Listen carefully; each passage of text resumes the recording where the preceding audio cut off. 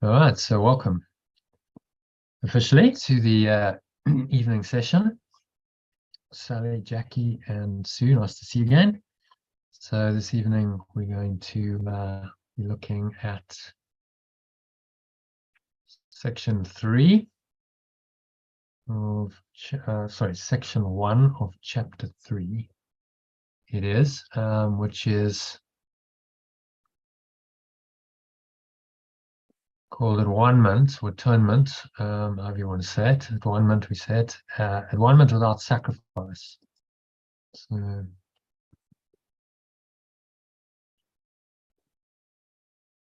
let me share my screen with you. Get it up. Okay. So we'll just dive straight into it. It's 8 paragraphs, so intermediate. Might be here 3 hours, but actually yesterday Jackie was going, well, it's 1 hour a paragraph, and then we worked through the next 3. Yeah, I saw. Yeah. I was listening on YouTube. Yeah. Once I got off, it all got on. So it is possible to do 3 or 4 in an hour. Just depends on what comes up, really. So let's see. This one should be quite relevant because we're talking about scarcity and sacrifice today. Sacrifice is really the idea of scarcity, that there's something missing, there's something lacking, which is a fundamental ego program. And the whole chapter, just so you know, is called the innocent perception. So it's a subsection of the innocent perception, Atonement Without Sacrifice. Okay, so let's crack on with it. Sally, do you want to read the first one? Read it in the original, and then we'll go to the alternative. A further point must be perfectly clear before any residual pain still associated with miracles can disappear. Huh? Is there pain with miracles? No residual fear. Yeah.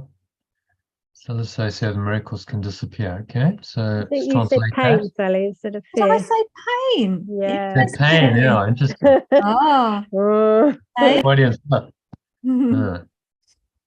A further point must be perfectly clear before any residual fear associated with corrections can disappear. Right. So you're saying we need a bit more clarification, and again highlighting, there's a lot of fear of these corrections. The ego's scared of the correction because it undoes its identity. So I'll read it in the alternative. Next bit. Yeah. I think there's crucifixion there's not much to translate there. So read it. Alternative. The crucifixion did not establish the atonement. The resurrection did. The crucifixion did not establish the atonement. What does that mean? The resurrection did. Yeah. Oh yeah. All right. Okay. Yeah. Dropped in. Right. Right. The crucifixion is the death, symbolizing the death, punishment, that whole thought system of the ego. If the resurrection established it because it showed that you could transcend that there was eternal life. You could transcend the thought system of death and attain eternal life. So that established the atonement. Okay. Many sincere Christians have misunderstood this. No one who is free of the belief in scarcity could possibly make this mistake. If the crucifixion is seen from... Do you understand why that's the case? No one who is free of the belief scarcity could possibly make this mistake. Yeah. No. I couldn't explain it, but... If you believe in scarcity, then you're going to misinterpret the crucifixion, aren't you? And they actually thought that the crucifixion, some kind of sacrifice of God's Son. So the traditional interpretation is that Yeshua had to come, the only Son of God, and he had to be sacrificed, like some kind of sacrificial lamb, by God, so that the atonement could happen. Our sins would be kind of wiped clean. The slate would be cleaned. This was some kind of sacrifice necessary to God to atone. That's the traditional interpretation. Yeah, there's a lot of sacrificing going on, wasn't there, Sue, in the past? I know it's come up for me quite a bit, this sacrifice. Whenever we've done clearing, when I've done clearing with Sally, yeah, past lives, so many of them have been about sacrifice. And just being on the call now, he's bringing up a lot of fear and anxiety in me. So yeah, well, good. Well done for being here, because it's a big topic. Sacrifice is at the very core of the ego's system, thought system, because we sacrificed God, perfect love, in order to have identity. You see, so we killed God off so we could have our own identity. So it's based on the idea of sacrifice. Something must die in order for me to live. Wow. You see that? That's deep, isn't it? Wow. That's now entrenched in every aspect of the ego's system. Something must die. Eh? I said, can I swear on here? Yeah. I feel like what's coming up, Sue? Tell us. I just feel like saying, oh, fuck. Really? I just feel so He's got to die for us to live. That's incredible. Yeah, and that's, look at how the ego system works. Right? We eat plants, we eat animals. Everything's got to feed on something else to survive. So in order for me to have life, something else has to die. Even if it's a carrot or that thing's got to be extinguished, its existence has to go in order to give me life. Blimey. Yeah. So whether that's an animal, which the vegetarians and vegans are, oh, that's terrible, but they'll happily munch on a carrot and they won't think anything of it. But that vegetable is now destroyed. They've just destroyed. It had some kind of existence and it's now gone. So, actually, is it any better than, you might argue, well, the animal has more sentience. It's going to suffer more pain. But we have no idea. Maybe the carrot suffers pain when you eat it. How do we know? You don't know what it's experiencing at all. So the entire system is flawed. Whether you eat only meat, you eat meat and vegetables, or you don't, you're vegetarian, it's still the same system, but you got to feed off something else in order to survive yourself. Do you see that? So that's the construct we jacked into. That's the matrix, which is based on the idea of sacrifice at its very core. Something has to live, something has to die in order for me to live.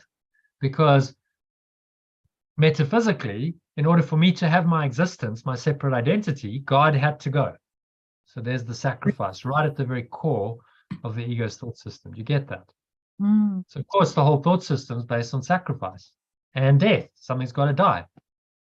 So stuff always dies here because that's the thought system on which it's based.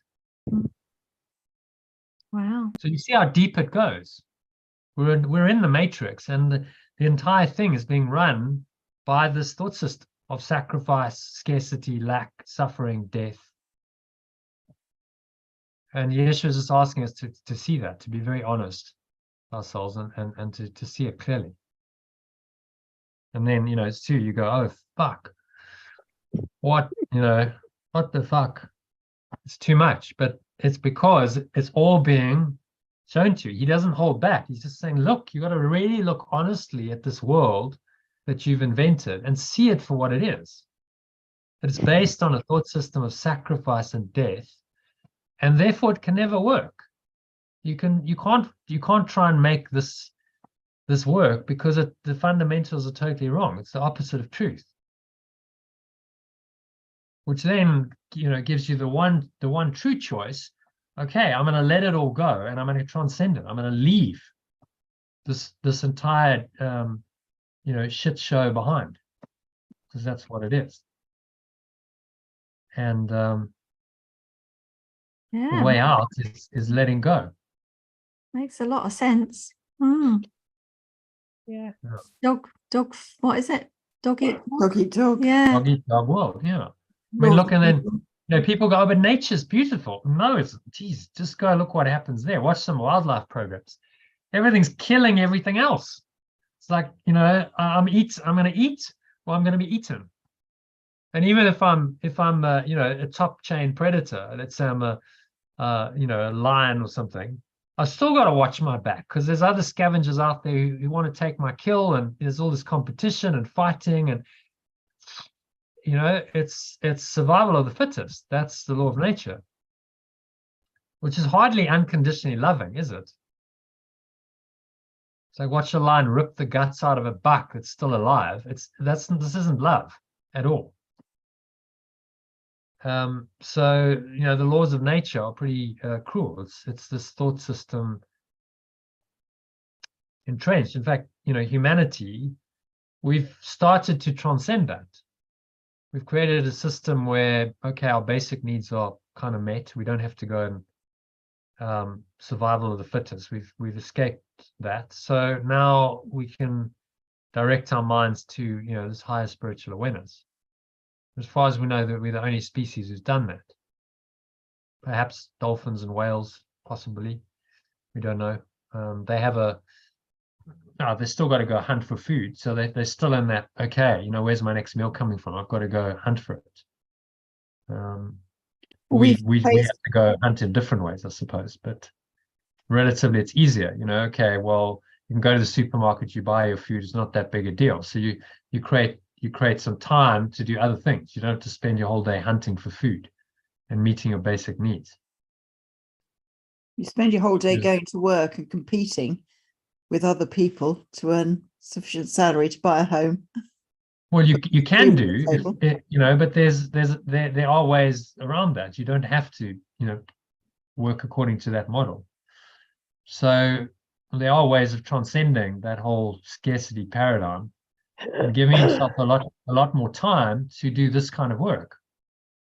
So that you're actually dedicating your time to something more than just surviving and striving and beating others in competition and these ideas. You're actually trying to transcend the entire dream, and that's the most productive use of your time. But it might have taken you many, many lifetimes to get to this point where you're actually in a position to do this. Because the ego just wants to keep you in survival, as we discussed with Yad earlier. Survival mode. Just, okay, where's my next meal coming from? And then you're harried. Your mind is harried. There's a lot of fear. It's like, opportunistic, which is not really of God. God is higher awareness. Is just calm, peaceful. It's not always looking for the opportunity, because it's rooted in its beingness. It doesn't need opportunity. So it's a very different, and we've all been through this. You experience. I've had times in my life where I've really had to hustle to make things work, and I've done what I had to do, but it didn't feel good. It didn't feel like I'm really like in alignment with my higher awareness. It's like it's that scarcity program that you then, okay, well, I've got to hustle because I've got to pay the rent. I've got to get some. So it's like, okay, what can I do? But it takes you out of your higher awareness and puts you into the scarcity mode, doesn't it?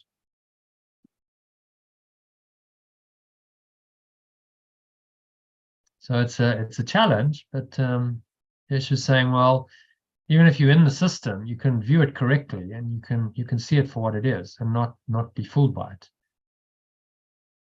See it for what it is, and don't glorify. Don't try and justify it, glorify it, and say this is good, and it's actually this can be made right. The primary illusion of the ego is, oh, we can make heaven on earth. Have you heard that one? No, we'll bring heaven to earth, and it'll all be wonderful, and there's a golden age coming. It's a load of nonsense. It's never happened, and it never will happen.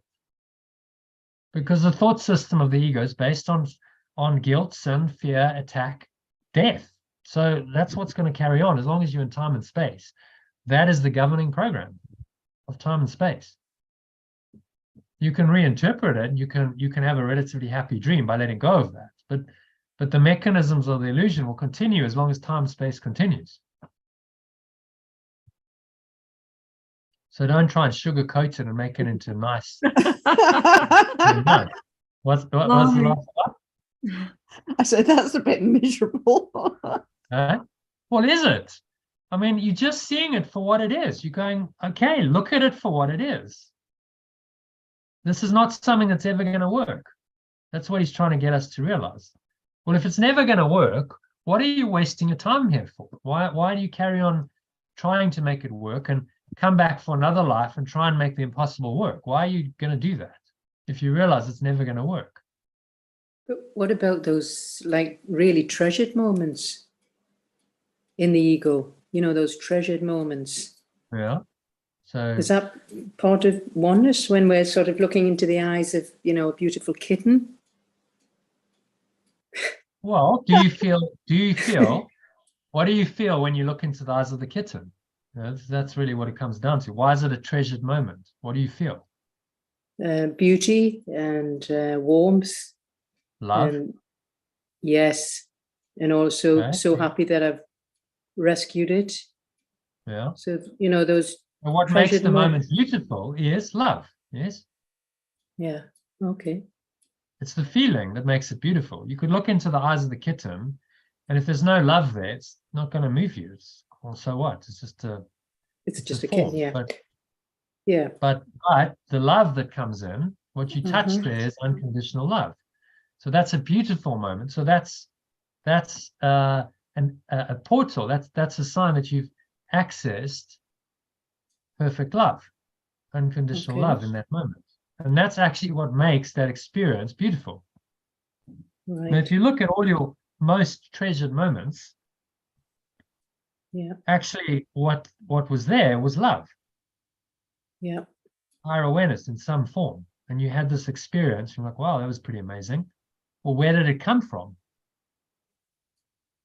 You were in your right mind, you perceived it correctly, and you felt this unconditional love arising. So it actually took you a little bit out of the world. You were no longer just in form, you were experiencing love coming through from the other dimension, pure formless awareness, which is in your own mind, coming through into that experience and coloring it, giving it this lovely fragrance of unconditional love. And then it's a memorable experience. But it was memorable because of the love that was there.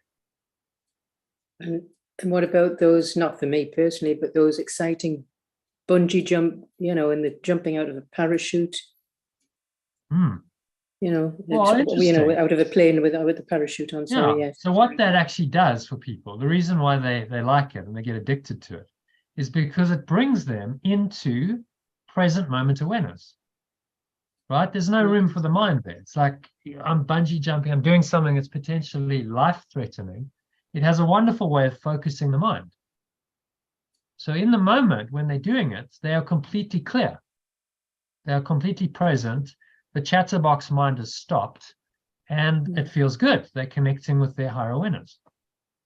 Right. So they do it again. They think they have to go bungee jump or paraglide or, you know, saw some crazy guys. The dangerous sport, the dangerous ones, Yeah, cliff diving. They're doing cliff diving, right? So they go on cliffs and they do like a couple of backflips and then they dive 50 meters into water. I mean, like, you know, if something goes wrong there, you could seriously hurt yourself. But they do it because it brings them into the present moment.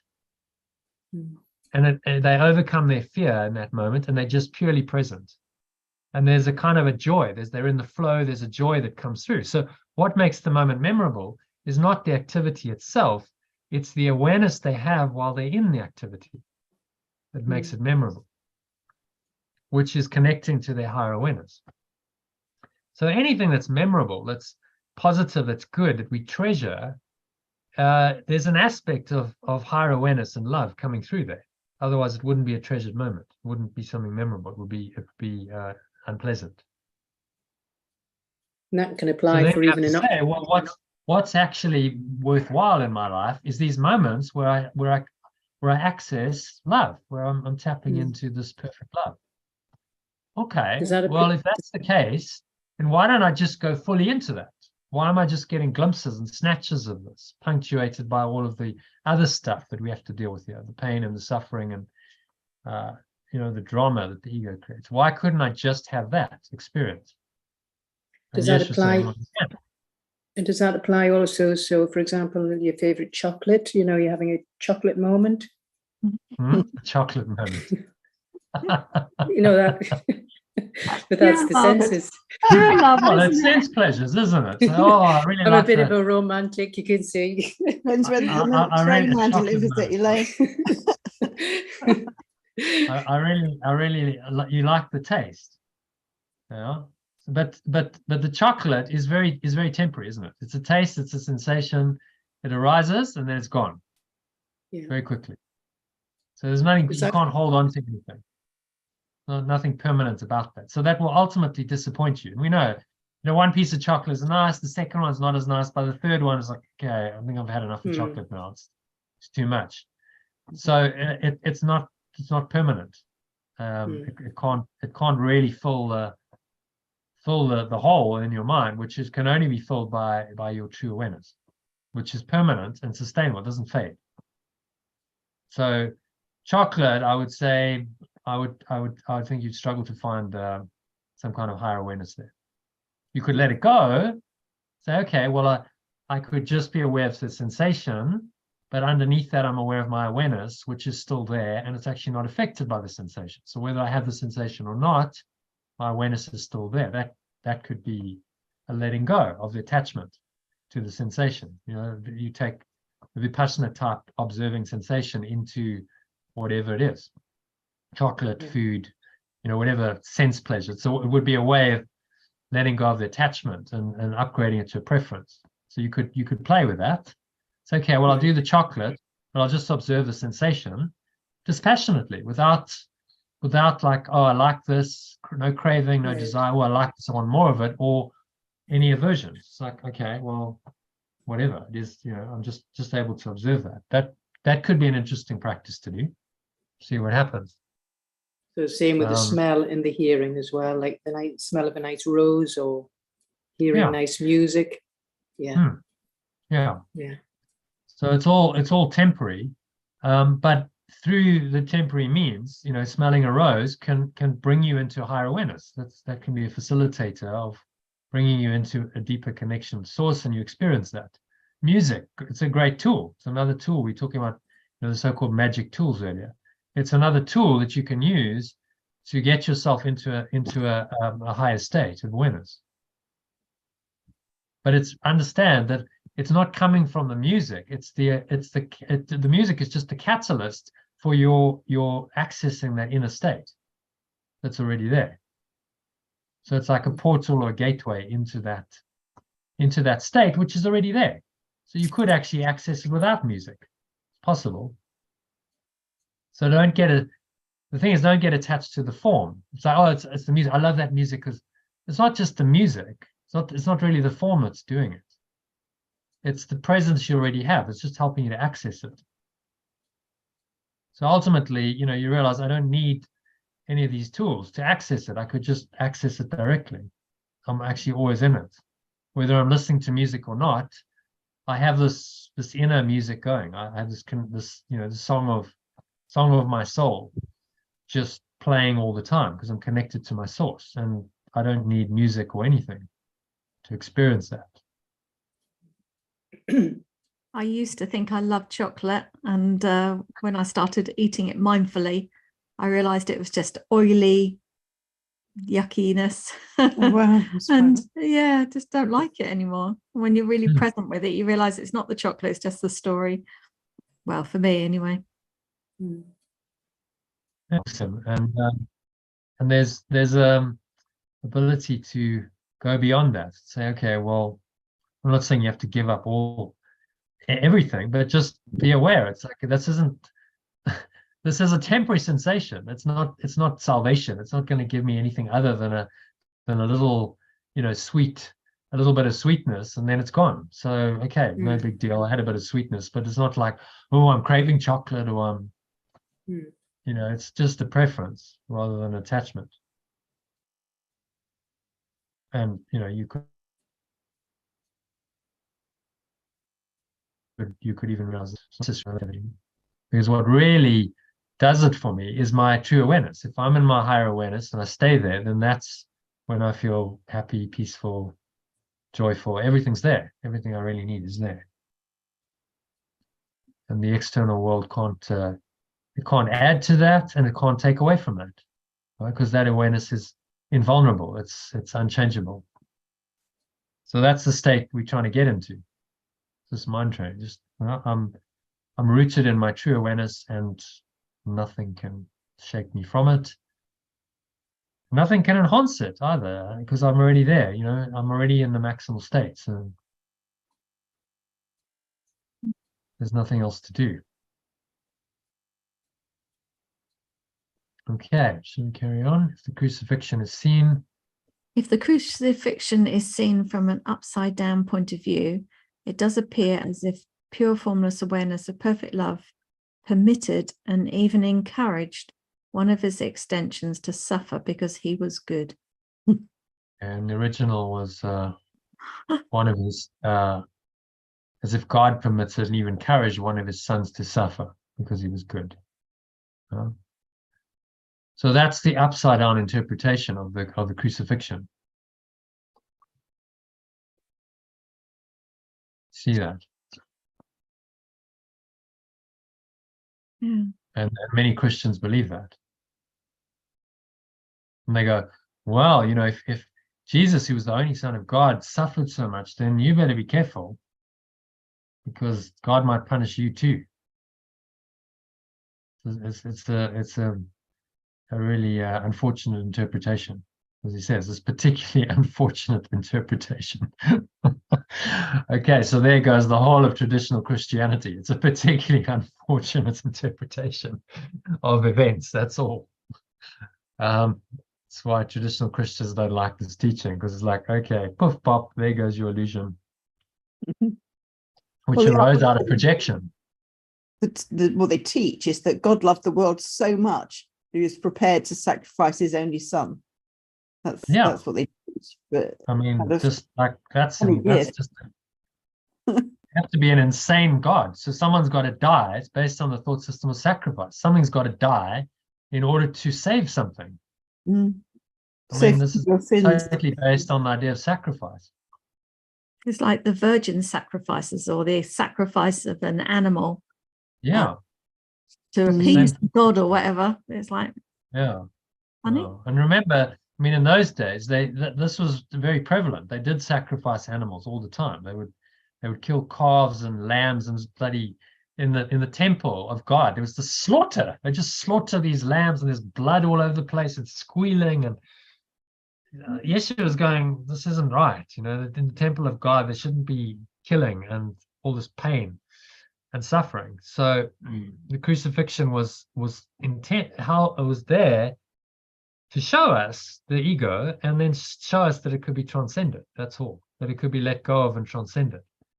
Not that God made his son suffer, and you know his son had to be crucified to atone for the sins of the world, and all these unfortunate interpretations, which arose out of projection. Okay, so what happened was the disciples and Jesus's close followers, they had guilt. They felt the guilt. They felt like they could have saved him. You know, why did this happen? They didn't understand it. He was supposed to be the Messiah, and then he's gone and died. That wasn't part of the plan. They thought he was supposed to lead them to freedom and conquer the Romans, and there were all kinds of illusions going on. So they project then their guilt onto him and onto the situation, and they interpret it as, oh well, it was a punishment. God had to sacrifice his son in order to atone for the sins of humanity, based on the guilt that was in their own minds. So that's a projection of guilt onto the situation. And you know, there you have the whole traditional Christianity explained. It's like, well, it was just an unfortunate interpretation based on projection of guilt. They could not see clearly what the crucifixion and the resurrection was really all about. And so this has led many people to be bitterly afraid of God, or pure formless awareness. of perfect love. We'll just make that perfect love, shall we? Because if God could do this to his only son, oh my God, what could he do to me? Very fearful, you know, like who would do, I mean, what insane psychopath would go and cause his own son to die? I mean, that's just crazy. Who would do that? For the sins of others. It's a very upside down, unfortunate interpretation. Okay. Number 7, read the original because there's a bit of translation to do. Anti-religious concepts enter into many religions. Can you scroll down? Yeah, that's really the same. Yeah, that's Right. any translation there. Yeah, the real Christian should pause and ask, how could this be? Same, yeah. Is it likely that God himself would be capable of the kind of thinking which his own words have clearly stated is unworthy of his son?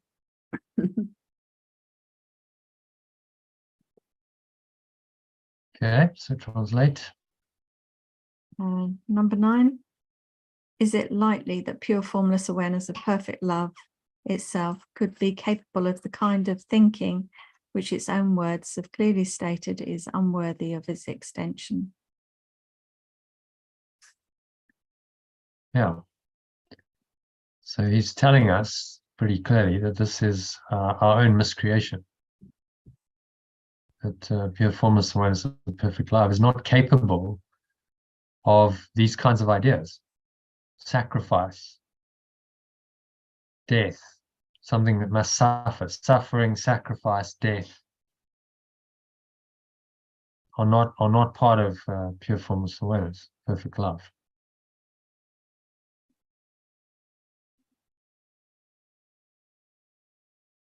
And this is clearly in the teaching. God is only love. Even in the Bible, God is love. But in this, in the course, he's telling us over and over, the pure formless awareness of perfect love is perfect love. There's nothing else. There's no sacrifice, suffering, death. None of those ideas exist in that state.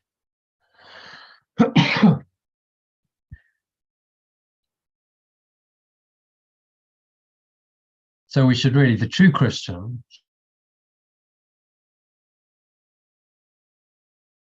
should just ask, well, how does God of love do that? I mean, that's really the question, isn't it? How could a God of love crucify his own son? How could a God of love create a world where there's so much pain and suffering and sickness and death?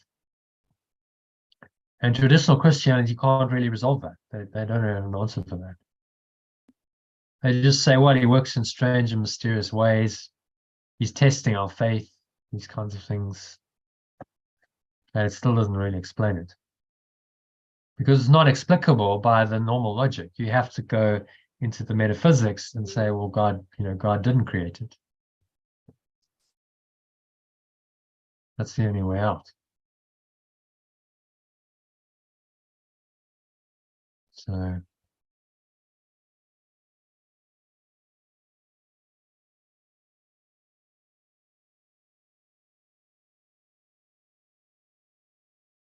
okay, so any thoughts on that? We need to summarize this.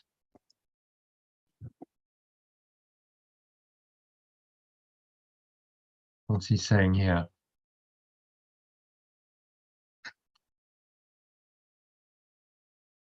Crucifixion did not establish the one-month, the resurrection did. Okay, so that's good. Many sincere Christians have understood this. So let's copy this and we'll just pare it down, shall we?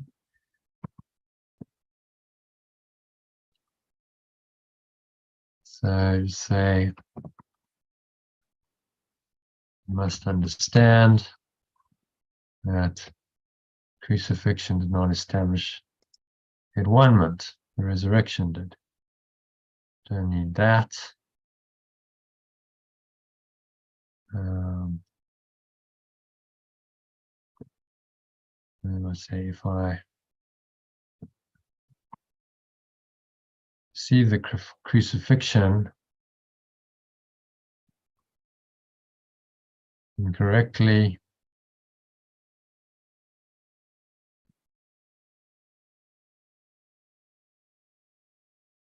will appear as if formless awareness of perfect love permitted, maybe I will believe.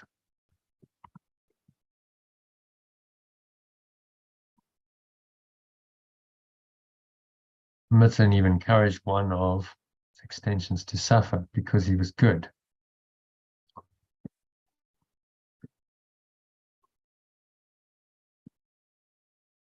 This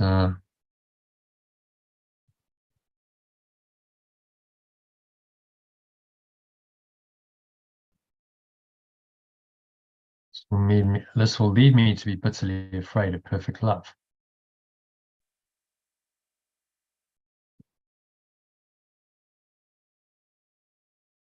So yet, your question as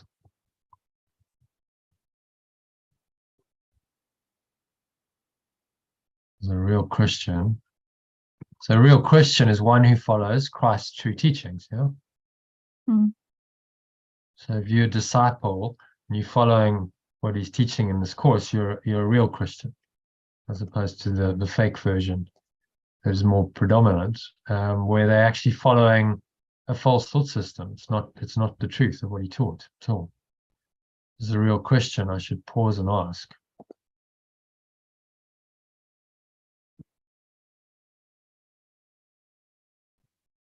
I should ask myself,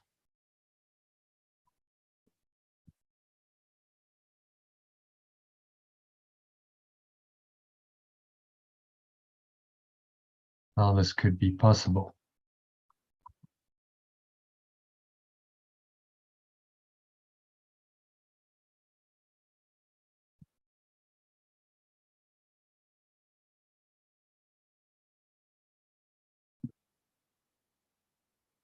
Pure formless awareness of perfect love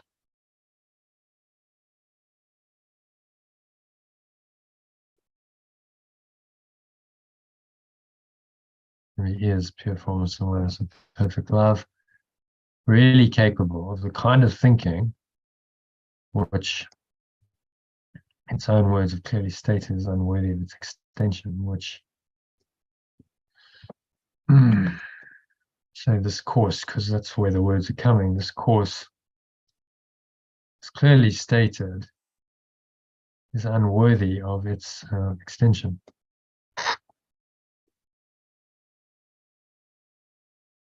Okay, so you want to read that, Sally, from the top to see if it makes sense? I must understand that the crucifixion did not establish the at-one-ment, the resurrection did. If I perceive the crucifixion incorrectly, I will believe that pure formless awareness of perfect love permitted and even encouraged one of its extensions to suffer. How about, we'll make that short, made. Need some commas in there. Do we? I will believe that pure formless awareness of perfect love made one of his extensions to suffer, comma, because he was good. That's how I write. No, I don't think it needs a comma. Right. Jackie, what do you think? Right. No. It kind of flows. And one of its extensions suffer because he was good. So it kind of flows quite nicely. This will lead me to be bitterly afraid of perfect love. As yet as a real Christian, I should ask myself how this could be possible. Is pure formless awareness of perfect love really capable of the kind of thinking which this course has clearly stated is unworthy of its extension? Oh. Okay, so you're saying, well, how could this be possible? How could a God that is pure formless awareness of perfect love, and if you state it that way, then it's very difficult to misinterpret, isn't it? Because it's pure formless awareness of perfect love. Well, it wouldn't be pure formless awareness of perfect love if it was capable of that kind of thinking anymore. So it's inherent in the name that we've given to God what it is. It can't then be all kinds of other things, because that wouldn't then be pure formless awareness of perfect love anymore. It would be something else. So it's self-evident that it's false. That kind of thinking must then be of the ego, and it's all false, and it's a covering over the truth. And the true interpretation rests, in this truth. Which you'll notice if you get into a debate, argument, shall we say, with a traditional Christian, they're fixated on. They won't budge on that, because it's the central tenet of their thought system. It's built on the idea of the crucifixion, sacrifice, death, and they fixated on it. They can't let it go. Say, okay, well, actually, maybe that was all incorrect, and there was no intention of God to punish His only Son. But you see, it's all linked in with the get out of jail free card. It's like, okay, well, if that's the case, and Yeshua was sacrificed, and He saved me, and I really believe that, then I don't have to do any work myself.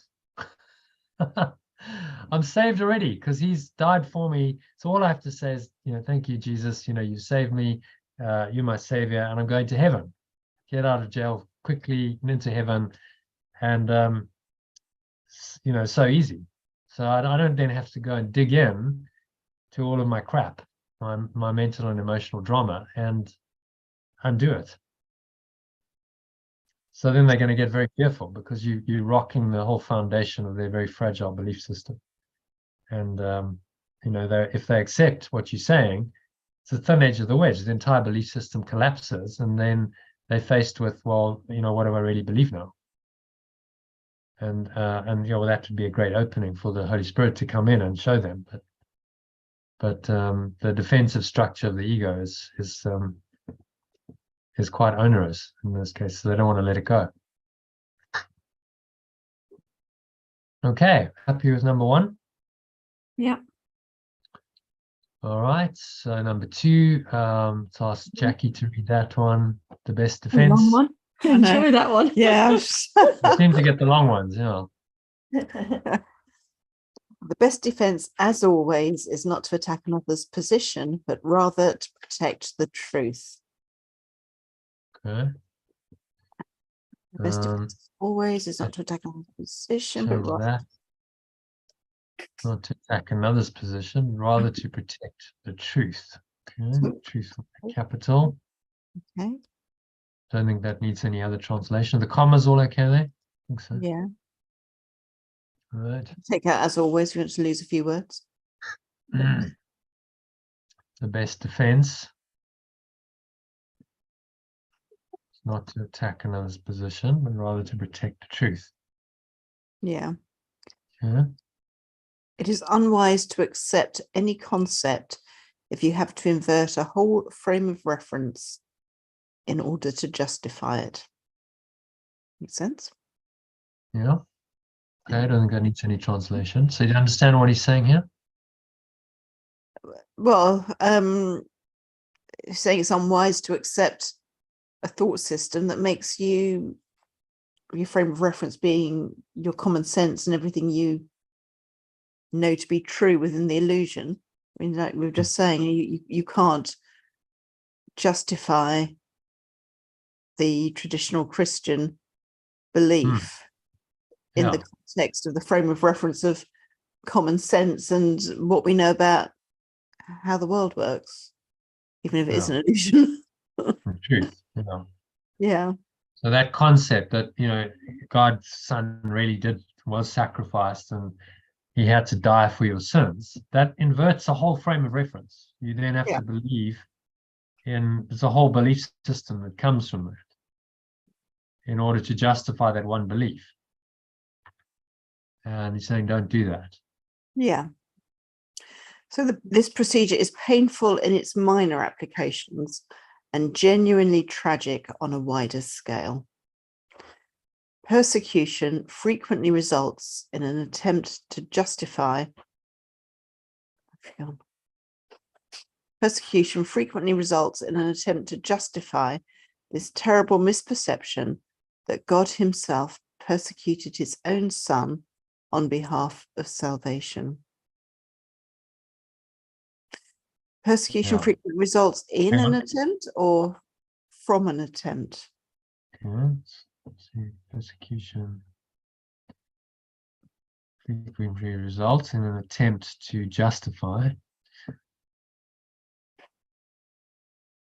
This terrible misperception that pure form is himself. Yeah, I see what you mean. Persecution frequently results.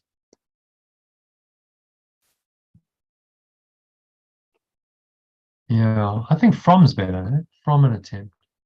Different meanings, but I don't get it. Results from an attempt to justify. So you're trying to justify the terrible misperception that pure formless awareness of perfect love, himself, itself, persecuted its own extension on behalf of salvation.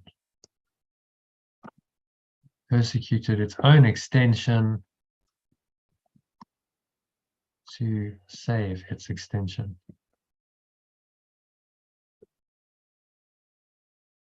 Because that's really what the belief is. Right? Yeah. So how can how can anyone be saved from persecution? So it's persecuting, it's attacking, it's killing, and then this is supposed to save its extension. System doesn't make sense. We persecuted one extension to save the other extensions. Yeah, but that doesn't make sense at all. No. Because pure formless awareness of perfect love doesn't know about persecution at all. That's not how it works. It's not it doesn't, you can't save yourself with the ego's thought system in any way, shape, or form. Well, it doesn't even understand the ego thoughts, doesn't understand the difference in thought systems. So true Christianity. So it's and yeah, yet, well, they think their thought system is the truth, and there's no alternative. But they do. Dogma. I know you've had some different experiences, but on the whole, they teach love, and there can be good works that come from that. It's not entirely merit, but it's dualistic, isn't it? It's very, there's two sides to it. Yeah. It's not pure at one moment. It's, well, there's the downside of the guilt and the sin and all of that comes along with the belief system. So I believe in love to a point, but there's still the sin and the guilt and the unfortunate interpretation of the crucifixion.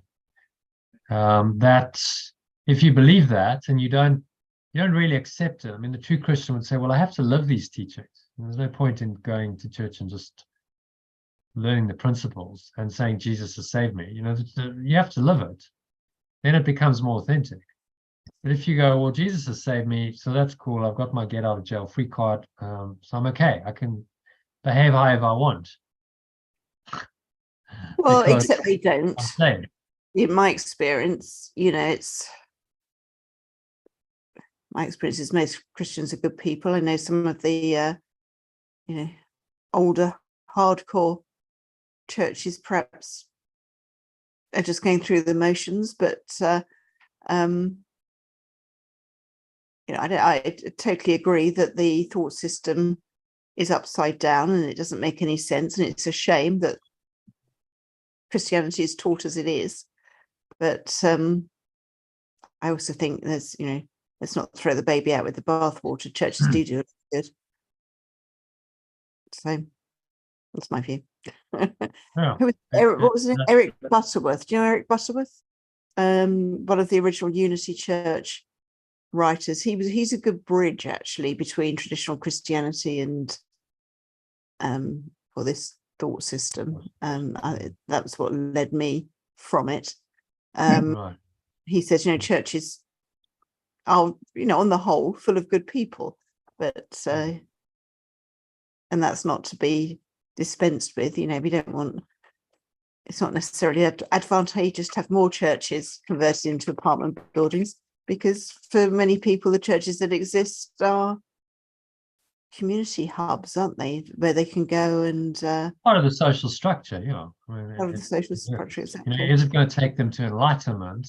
Probably not. They would need to I don't even know what depart from. imprisonment is. They would need to leave that, seemingly safe haven in order to take their hero's journey and just explore for themselves, because they're not going to find the ultimate truth there. But it can be helpful to a point. It can be a comfort, part of the social structure. It plays a role in society, no doubt, and in people's lives.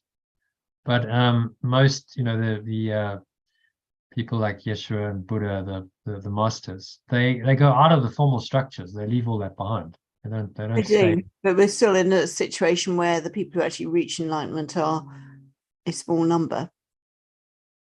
And we're still, talking to small numbers, aren't we? So in the meantime, it's lovely to be, it would be lovely to be able to chip away at some of those beliefs. But I think it's happening. When you hear, like the Archbishop of Canterbury or whoever, some of these, high level Church of England people talking at events like the royal weddings and what have you, it's starting to sound more modern and more in line with modern spirituality.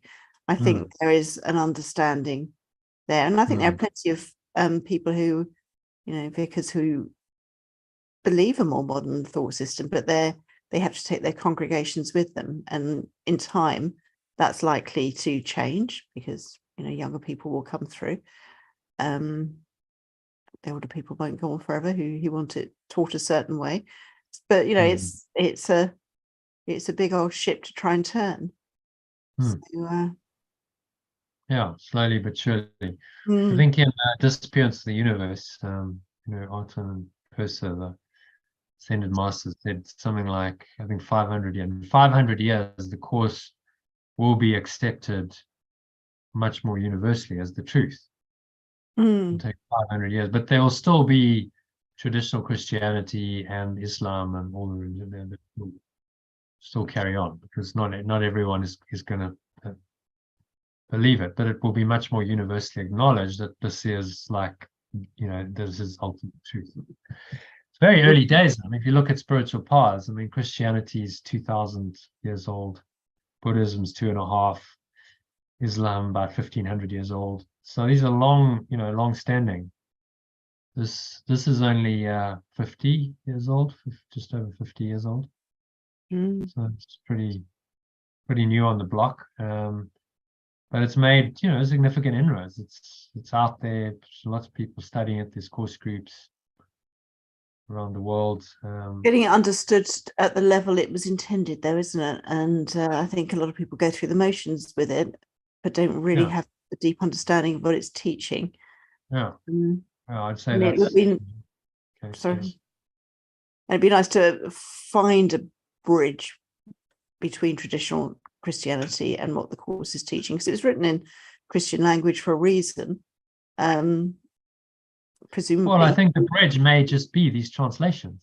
Well, it may well be. Yeah. So you translate Christ to, and people, okay, so suddenly some lights are going off. These are just terms, and this is what they actually mean. I never really got what Christ meant, or God, or Holy Spirit. Now suddenly the translation reveals that, and I'm going, okay, so we're actually just talking about an aspect of my mind.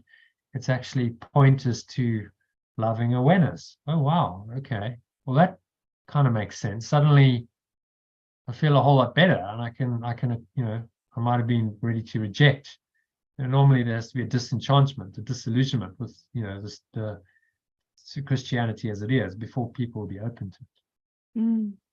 If they're in that state of questioning, then something like this could come along. Oh wow, okay.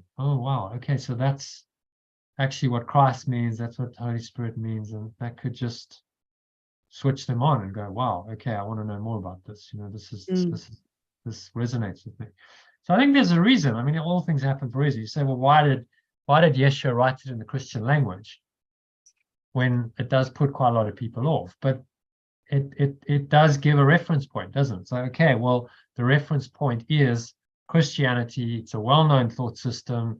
There's 2,000 years of tradition in it. Those terms are known. It's a dominant religion in the Western world. So, okay, he's going to use a terminology. Maybe in time to come, someone reinterprets it, and that's part of the whole plan of the Atonement.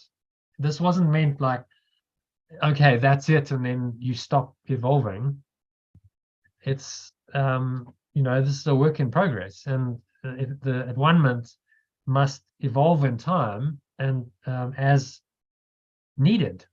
What's needed for the sons of God to awaken, extensions to awaken, must be given in the form that it's needed. So that time, that was the correct form.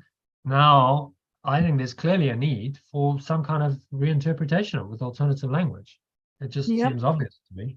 So why not then we're called on to do that work, and we're doing this for everyone. Once these translations are done, they'll be available to anyone who wants it. I mean, I want to do it in the course, in the context of a program, because then they're much more likely to understand it. If they just read it without any context, or let's say it was published as a book, be like, I'm not necessarily really getting it. So with the whole interpretation and these sessions and recorded discussions, then it's likely that they will start understanding. And then that's my calling, and I guess you're all part of it. We're all doing this work together to write another version and make it more accessible for people, which may open it up to many, many more people in time. We don't know. The Holy Spirit has a plan. So we're just doing what we're doing, moment by moment, sentence by sentence. Okay, so where are we? The very words are meaningless. Persecution frequently results from an attempt to justify a terrible misperception. The pure form of someone is perfect love itself, persecute its own. I think from is correct though. From an attempt is better, because it comes from the attempt to justify it. Yeah, okay. The very words are meaningless. It has been particularly difficult to overcome this because although the error itself is no harder to correct than any other, many have been unwilling to give it up in view of its prominent value as a defense. Yeah. Does this make sense? In milder form, a parent says, "This hurts me more than it hurts you," and feels exonerated in beating a child. Can you believe our source really thinks this way? I've heard a Christian interview actually. Yeah. Justifying beating a child based on something Really? in the Bible. Yeah. Really? Yeah. It is so essential that all such thinking be dispelled. It is so essential that all such thinking be dispelled that we must be sure that nothing of this kind remains in your mind. I was not punished because you were bad. The holy benign lesson the atonement teaches is lost if it is tainted with this kind of distortion in any form. Yeah. Well, it's pretty clear, really, So isn't it? he couldn't be clearer. Like, he's giving us a very clear interpretation here of the crucifixion, Yeah. which contradicts the traditional interpretation entirely. Yeah. So what's he going to say? We need to summarize it. Yeah, we'll just need to summarize it. So, okay, quite a long one. Best defense is not to attack. Keep that in. Unwise to accept any concept. Persecution. I'm just going to grab the whole thing, and then we'll chop it down, shall we? Yeah. Yeah, so the best defense is not to attack another's position, rather to protect the truth. So we keep that in. Yeah. Could just say is to protect the truth. I'm going to shorten it. No, I think the other bit's important. Yeah, okay, keep that. Which actually we are a bit guilty of doing in attacking others' position in, Or circle, yeah. criticizing Oh, well, I remember listening to one session of a teacher, and he went on for an hour and a half, but he spent half of it attacking the Christian church. Like, that's not really... You know, I It's don't. not Christianity. It's not really what it's about, is it? Well, it's what's not in line with the course teaching. So It's unwise to accept any concept if you have to invert a whole frame of reference. So we'll say my best defense is not to attack as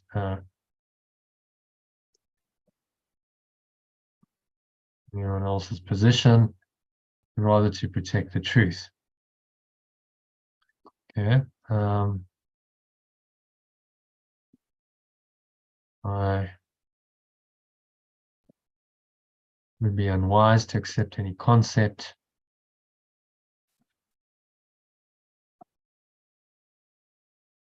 requires me to invert my whole frame of reference. Okay, you don't. Frame of reference is a better way to say that. Frame of reference. I think that's good. Let's just take out in order to justify it. Don't need that. Accept any concept that requires me to invert my whole frame of reference.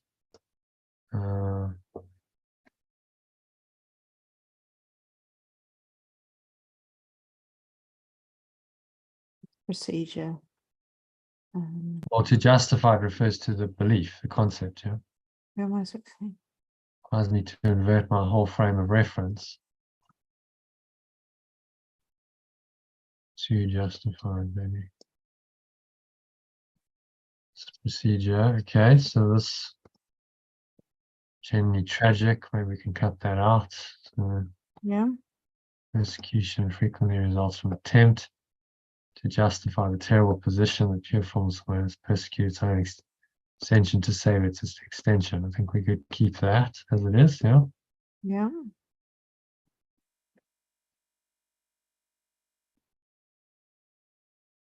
The very words. Yeah, okay. The very words are meaningless. Take that out. It's been particularly difficult to overcome this because although the error.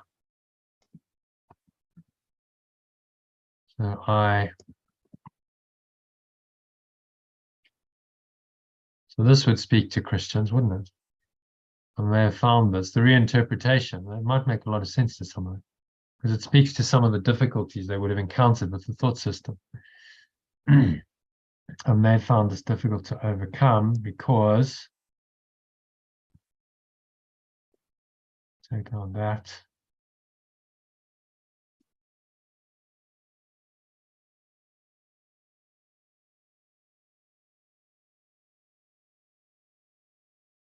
I've been unwilling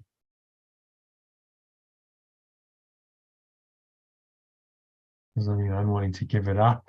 What's the it? What's the give? It's the belief. Give. First of all, persecution results from attempt to justify. So I may have found this difficult to overcome.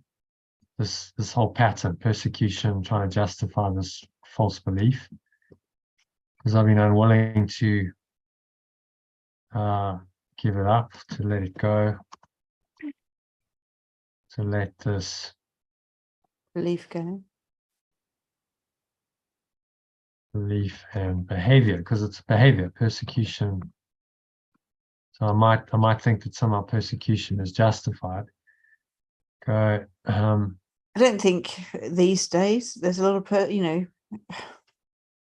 maybe in the past. It depends where. It depends where. I think persecution, corporal punishment goes on everywhere. Not maybe in it's England. Not massive. I mean, I'm not aware of that being. Maybe not here, but I can tell you there'll be countries where it's prevalent. So I think it happens a lot. Behavior go because prominent values defense. I don't think it's helpful to attack Christians, and I think suggesting that most. I mean, I have heard this stuff, but it's small groups rather than that's my experience anyway. Yeah. I mean, what you want to try and do is help someone to reinterpret it. If they're open, say, well, be open to another interpretation of the crucifixion. And here, you can read this now in alternative language. Does that make sense to you? And if they're open and they've been questioning their faith, then they're like, oh, yeah, it actually does. That does make sense. And this speaks to me. Okay, I want to know more. And, then they might start on this path. But with some, it's a closed shop. It's like, there's no way through that. I know that. But, if you imply that most Christians are involved in, attacking behavior, that's not going to get people interested. Well, he's not implying that. He's just saying, an example of this could be a parent says, this hurts me more than it hurts you. Feels exonerated in beating a child. So it can happen. Not saying it's common or prevalent, but it's an example of this defense of persecution. Okay. Because it protects my separate self. So that's the defense. The prominent value is a defense. It's protecting the ego of the separate self. So in milder forms, the parent says, this hurts me more than it hurts you. Feels exonerated beating a child. You want to keep that? We want to change that to personalized. So we'll personalize. We'll say if I'm parent. I don't think we need to change what we're doing. I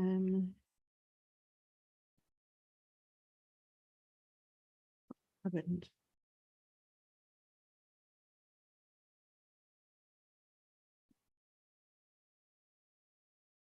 An example. How about an example of this?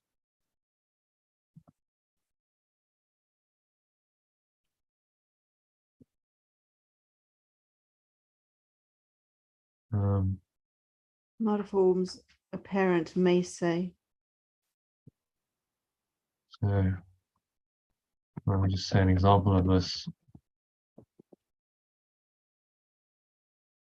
A parent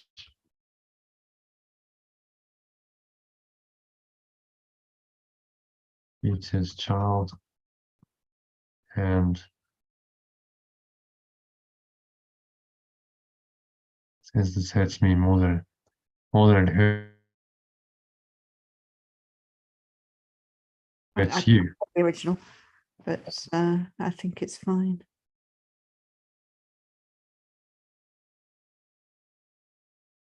Yeah, we'll read it and It's about feeling exonerated, isn't it? yeah. Okay. As orally. Can you so can you believe? Can I believe my source really thinks this way?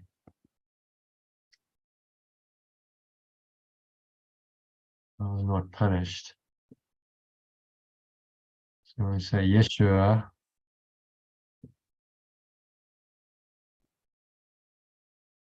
not punished because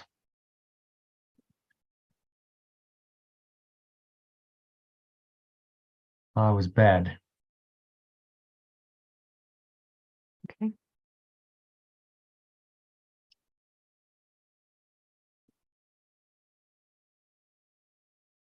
And we want to say there's distortion because I was bad, which is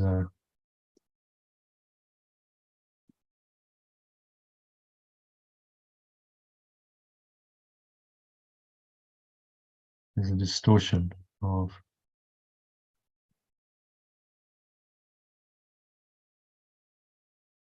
a wholly benign or wholly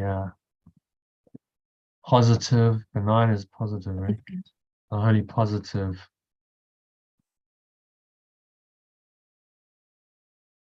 original change it. Benign lesson, since a lesson. A wholly positive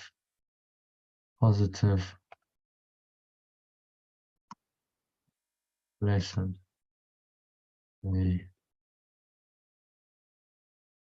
crucifixion offers. Okay, you want to read that? My best defense is not to attack anyone else's position, but rather to protect the truth. I would be unwise to accept any concept that requires me to invert my whole frame of reference to justify it. Persecution frequently results from an attempt to justify the terrible misperception that pure formless awareness of perfect love itself persecuted its own extension to save its extension. I may have found this difficult to overcome because I have been unwilling to let this belief and behavior go because it protects my separate self. An example of this is when a parent beats his child and says, "This hurts me more than it hurts you," to feel exonerated. Can I believe my source really thinks this way? Question mark. Yeshua was not punished because I was bad, which is a distortion, which would be a distortion of the wholly positive lesson the crucifixion teaches, I would say, rather than offers.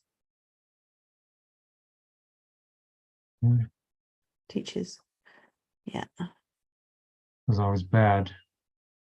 Because I was bad. Which is a distortion. Which would be a distortion of the wholly positive lesson the crucifixion teaches. Well, that belief. This was not punished because I was bad.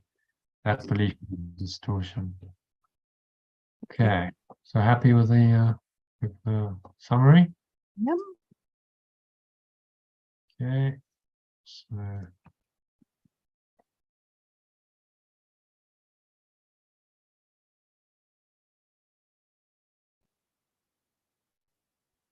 all right, moving swiftly on to number 3.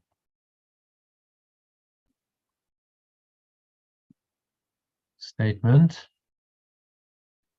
Vengeance is mine. Who wants to read number 3? I'm quite happy with that. On? Yeah? Yeah. Okay. The statement, "Vengeance is mine, saith the Lord," is a misperception by which one assigns his own evil past to God. Translate. The statement, "Vengeance is mine, saith the Lord,"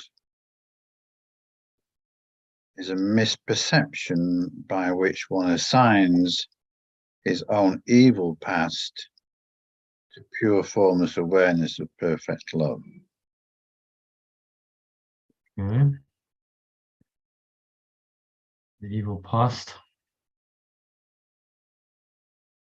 I'm just kind of digesting that one a little bit, actually. Mm-hmm. The statement, "Vengeance is mine," says the Lord, is a misperception by which one assigns his own evil past to God. Okay.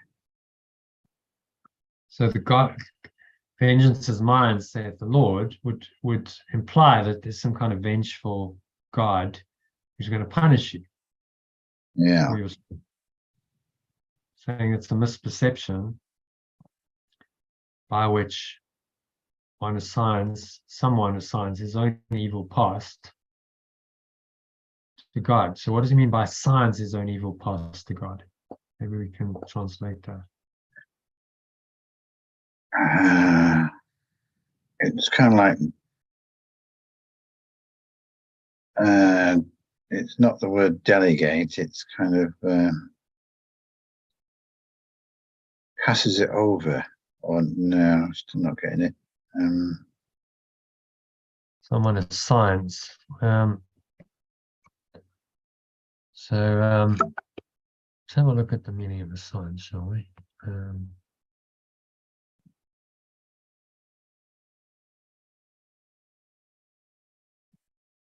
Assigns meaning. Allocates, designates, or sets. Something set aside for a specific purpose. I think there's another, a better word, but I can't get it. Yeah.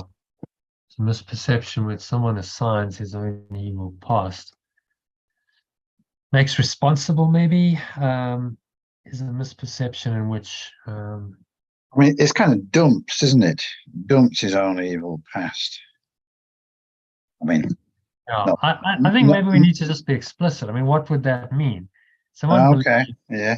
Yeah. His own evil past will be punished. He will be punished. Ah, okay, yeah, that's good. He will be punished. By for what? Someone believes he will be punished for his own evil past. By pure. Does that make more sense? Absolutely. I mean, I think that suddenly transport. becomes a bit Yeah. clearer. I mean, that. That's what it means by signs. I think Yeah. he'll be punished. Yeah. Someone believes he will be punished for his own evil past. Yeah. That's good. By pure formless awareness of perfect love. Okay, so that's a common misperception of that saying, vengeance is mine, saith the Lord, which is a biblical quote. Okay, number 2, the evil past. The evil past has nothing to do with God. Right, so it has nothing to do with Evil past has nothing. The evil, in quotes, past has nothing to do with pure formless awareness of perfect love. Okay. Now, in this context, it might be helpful to remind you that evil is just live spelled backwards. Yeah. So evil is just an upside down life, a backwards life. Yeah.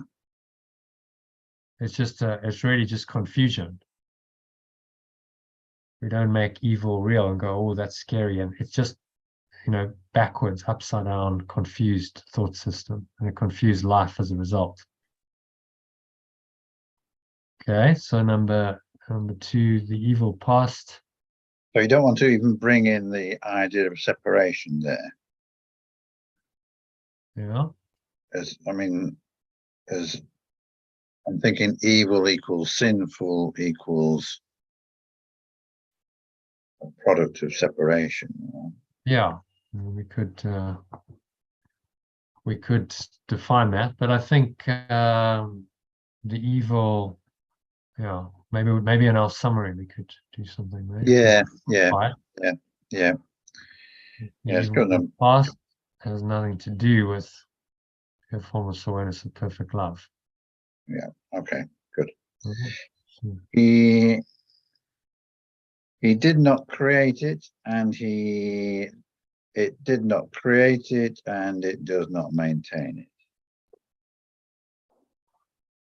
No, okay, did not. Referring there to the evil past. Yeah, exactly. So there's nothing to do. Your evil past has absolutely nothing to do with pure formless awareness of perfect love. No. In fact, not pure formless awareness of perfect love is not even aware of any evil. It doesn't exist in pure formless awareness of perfect love. So how can it be aware of your evil past? Mm. So how then can it punish it if it's not even aware of it? Yeah. The logic. It goes along with yesterday or the day before's thought around when we have egoic thoughts, they kind of aren't anything. Yeah. Yeah, my thoughts do not mean anything. Today's lesson.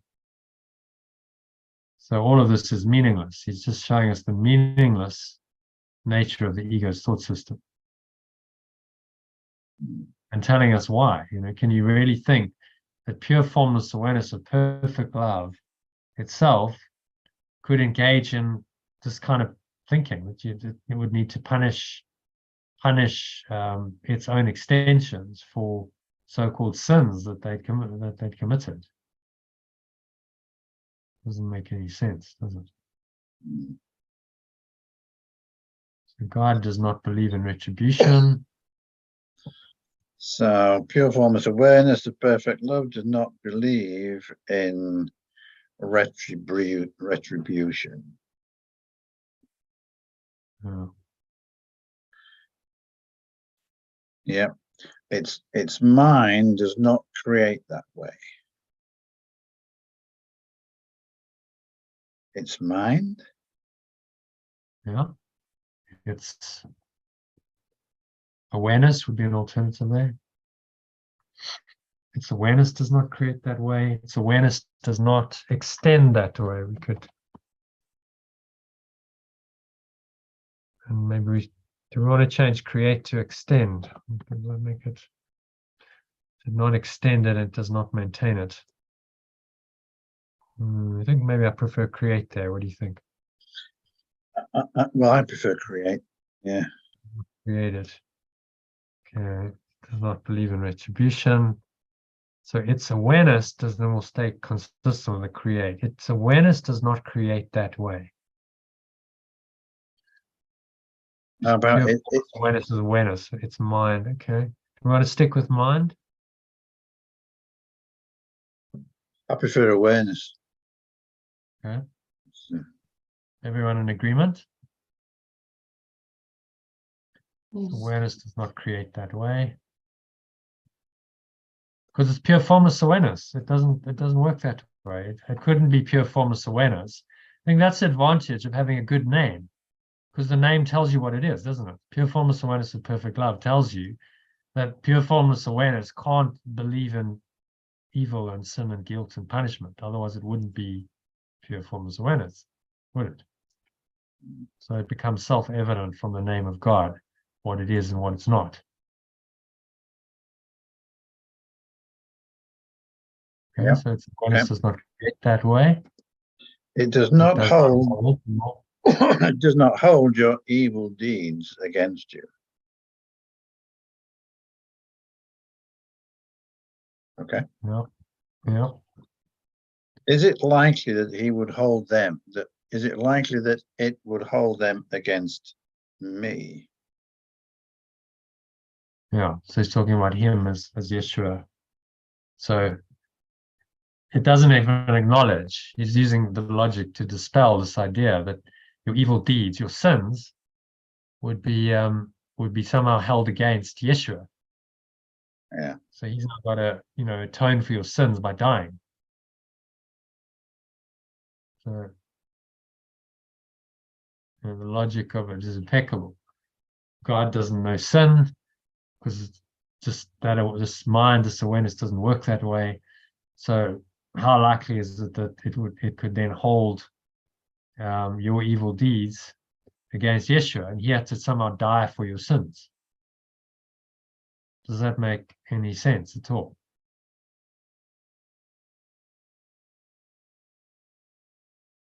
Okay. Yeah. So be very sure. Be very sure that you recognize how utterly impossible this assumption is, and how entirely it arises from projection.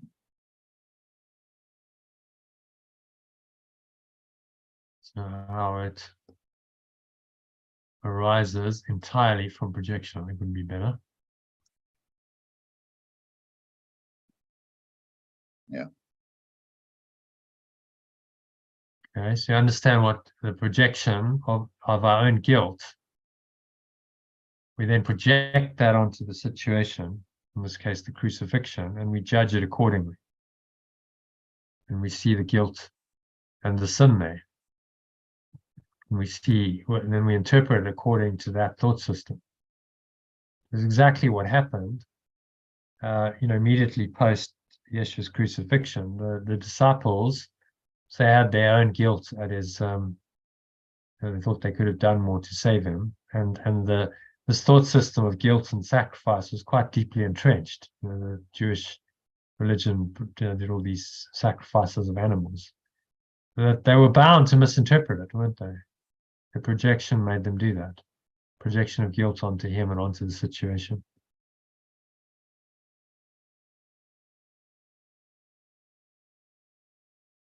Okay. So this kind of error is responsible for This kind of error. Hang on. Be very sure that you recognize how we've done that one. Yeah. Number 9. This kind of error is responsible for a host of related errors. including the belief that pure formless awareness of perfect love rejected Adam and forced him out of the Garden of Eden. Okay, so that pure formless awareness of perfect love is God, but said as pure formless awareness of perfect love, it becomes ludicrous. How could pure formless awareness of perfect love reject anything? Reject, that wouldn't be pure formless awareness of perfect love anymore, would it? If we could do that.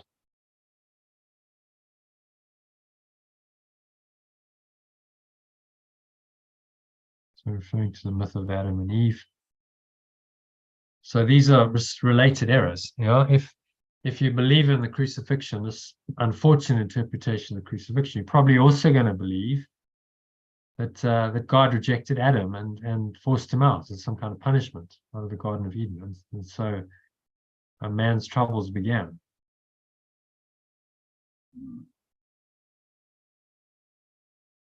Okay, is that clear? Yeah. It is also why you may believe from time to time that I am misdirecting you.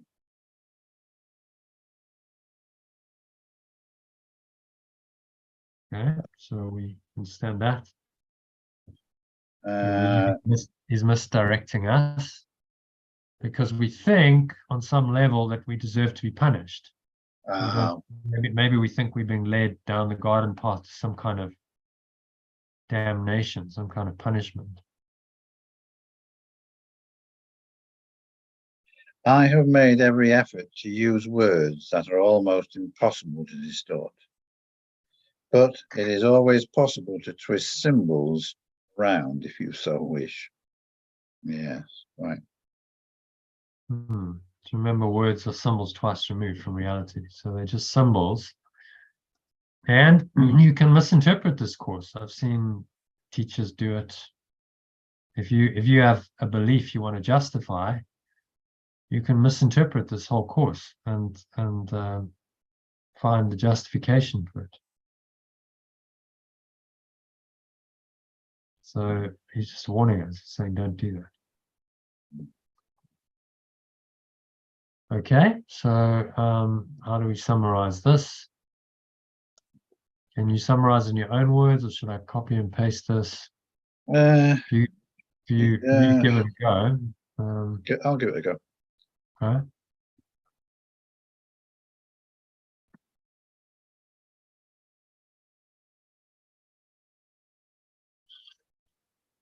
Key points: the evil past.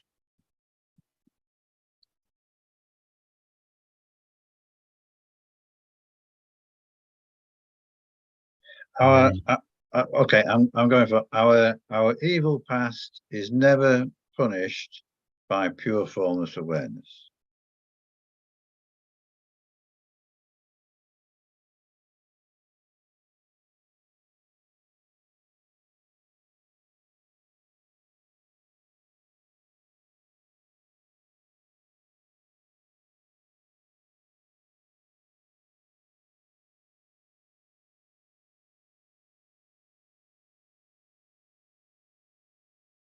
To believe the opposite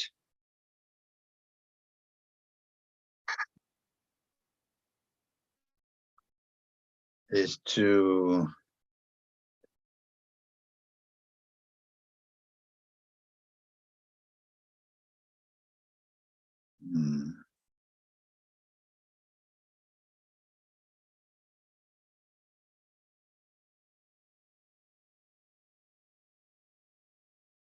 believe that you're never punished by pure formless awareness of perfect love, which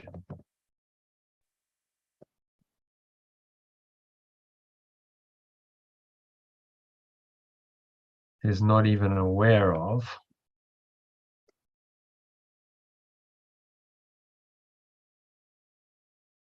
Which is not even aware of it. Yeah. So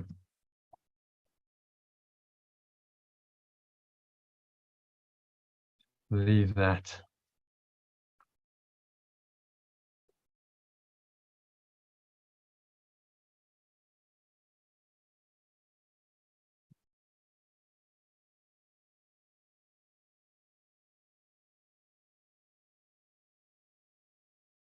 would hold my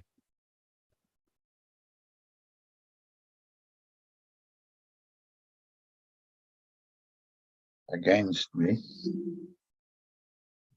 My errors against me or Yeshua, because that's what he's talking about, Joshua.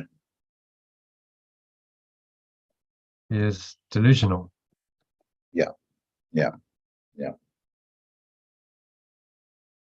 So I am delusional. Yeah. The pure formless one would hold my errors against me or Yeshua. Makes it very clear. If you do have any of that belief, that's going to hit home. I'm delusional. I'm just believing in a delusion. It's false.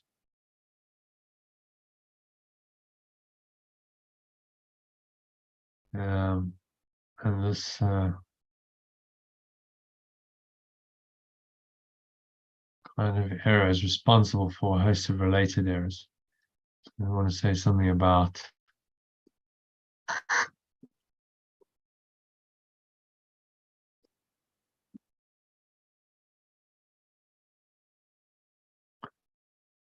this kind of error is responsible for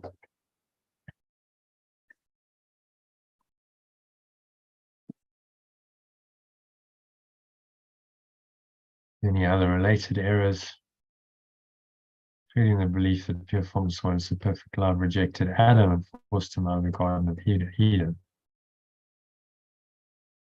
Yeah. So why you may believe from time to time I've been just misdirecting you. Mm.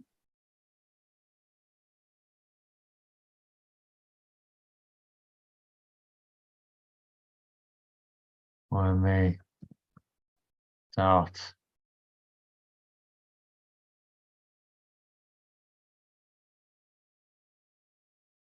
the guidance of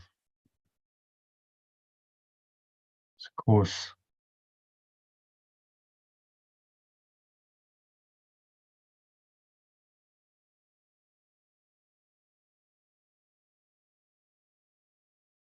Yeshua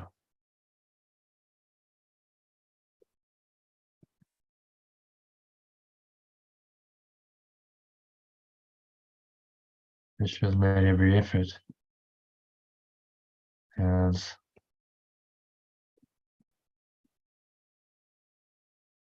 used words almost impossible to distort.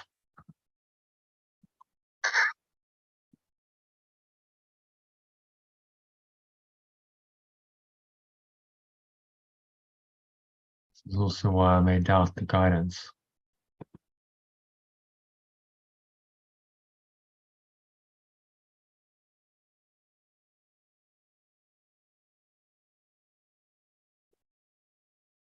I may doubt the guidance of this course.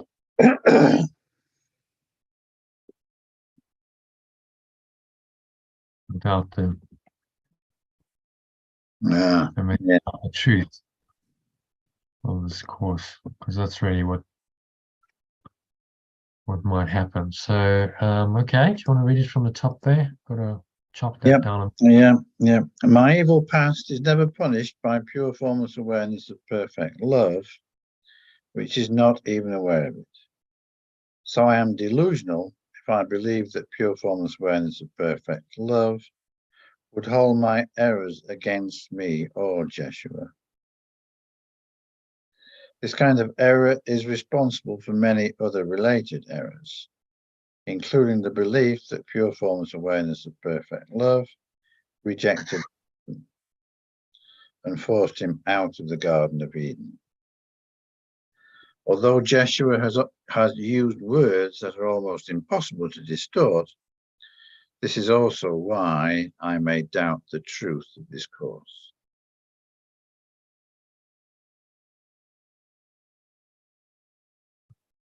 Okay. Should that truth have a, should that truth be a capital T or? Yeah.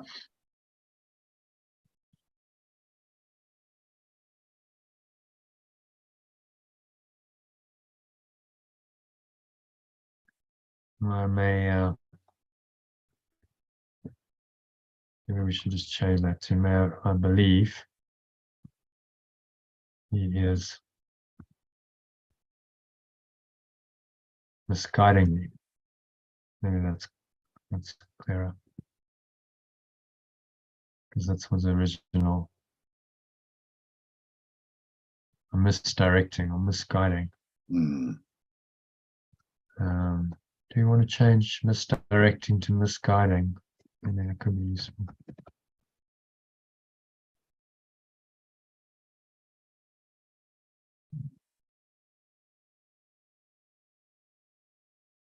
Okay, so happy with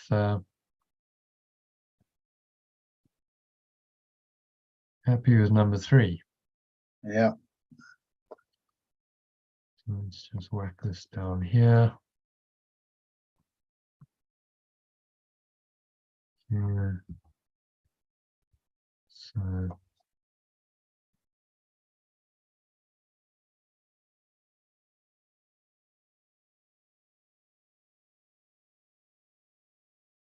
okay, so number 4. It's a shortish one. So who would like to read that? Sue, will you read number 4 for us?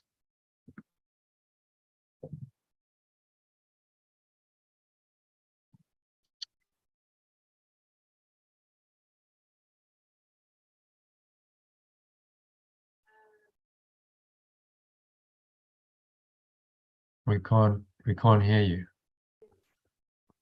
You're still muted. Let's just see. No, you're not muted. There you go. Okay. Are we okay? Yeah. Okay. Sacrifice is a notion totally unknown to God. It arises solely from fear, and frightened people can be vicious. Okay, so let's translate. Sacrifice, a notion totally unknown to pure formless awareness with perfect love. Yeah. It arises. Okay, so Yeah. Okay. It arises solely from fear, and frightened people can be vicious. yeah. Yeah, as we can, we've all had experience of that. Okay, sacrificing in any way. Sacrificing in any way is a violation of my injunction that you should be merciful, even as your Father in heaven is merciful. Mm. Yeah. Yeah. Okay. So As your Father in heaven will be your. Do you know how to translate that?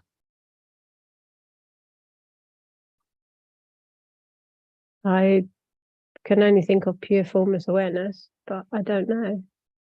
Father is source. Okay. So you source him. And then heaven is just the state of pure formless awareness. So, yeah, it's correct. We call it the state.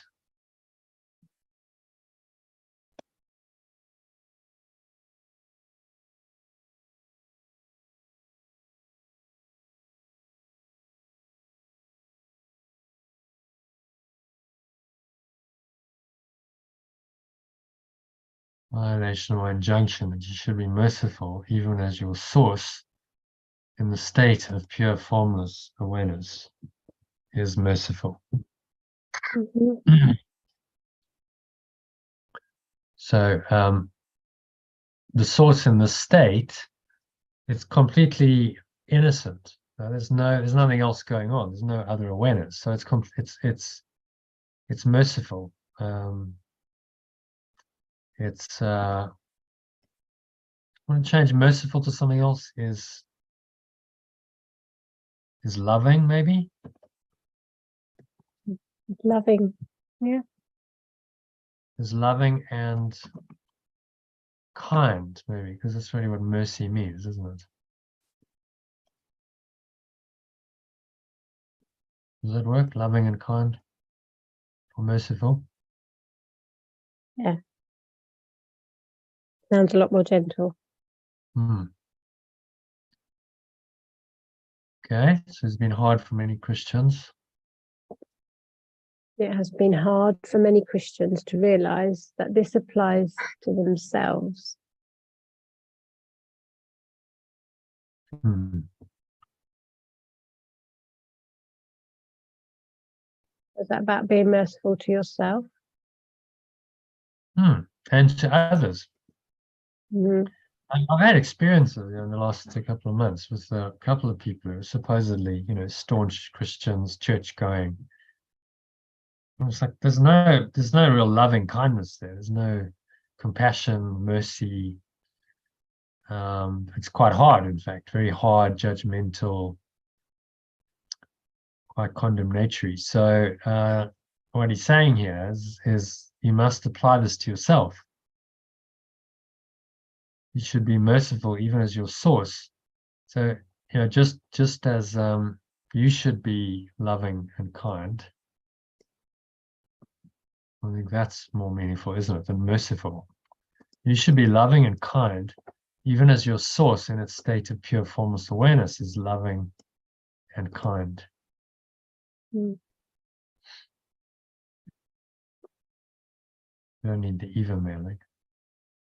So, the delusion is, so this particular, the last encounter, the lady's saying, well, I'm of God, but you're not. So I don't have to love you because you don't come from God. I'm going, just what a bizarre thought system. So therefore, it's okay if I don't treat you with loving kindness because you're not of the same God as I am. It's a complete misinterpretation of scripture, because Yeshua says you must love your God as yourself. Love your God with all your heart, mind, and soul. And you must love your neighbor as yourself. Those are the two primary injunctions. He gave them both because he realized you couldn't just love God and not extend that to God's creations, which is your brothers and sisters. You would cut yourself off. If you didn't love God's extensions, then you cut yourself off from your source. And then you must believe, if you are unkind to others, you must believe that God is unkind to you. You believe in an unmerciful, unkind God. That statement, you must love God as yourself. Is that what the statement is? No, I think it's you must love God with all your heart. With all your heart? Yeah. So okay. Jesus' 2 commandments. See what? Yeah. So Jesus replied, love the Lord your God with all your heart, with all your soul, with all your mind. Yeah, that's number 1. Yeah. Okay.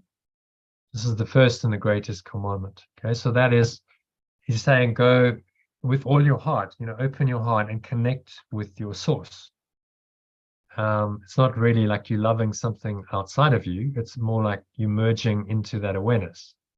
The Lord your God is your own true awareness. But, this was how it's translated. What he said originally in the Aramaic, we don't know. Love the Lord your God with all your heart, with all your soul, with all your mind. So it's a total. It's saying you must surrender totally to this awareness. This is the first and greatest commandment, because from that, if you truly surrender to that awareness, the second is like it, will come as a corollary. Love your neighbor as yourself, because you will recognize then that this awareness that you've surrendered to is also your brother, your neighbor has that too. It's the same awareness. So you can only love them because you are the same. So love your neighbor as yourself. But if you violate the second one, then the first one is going to be violated too.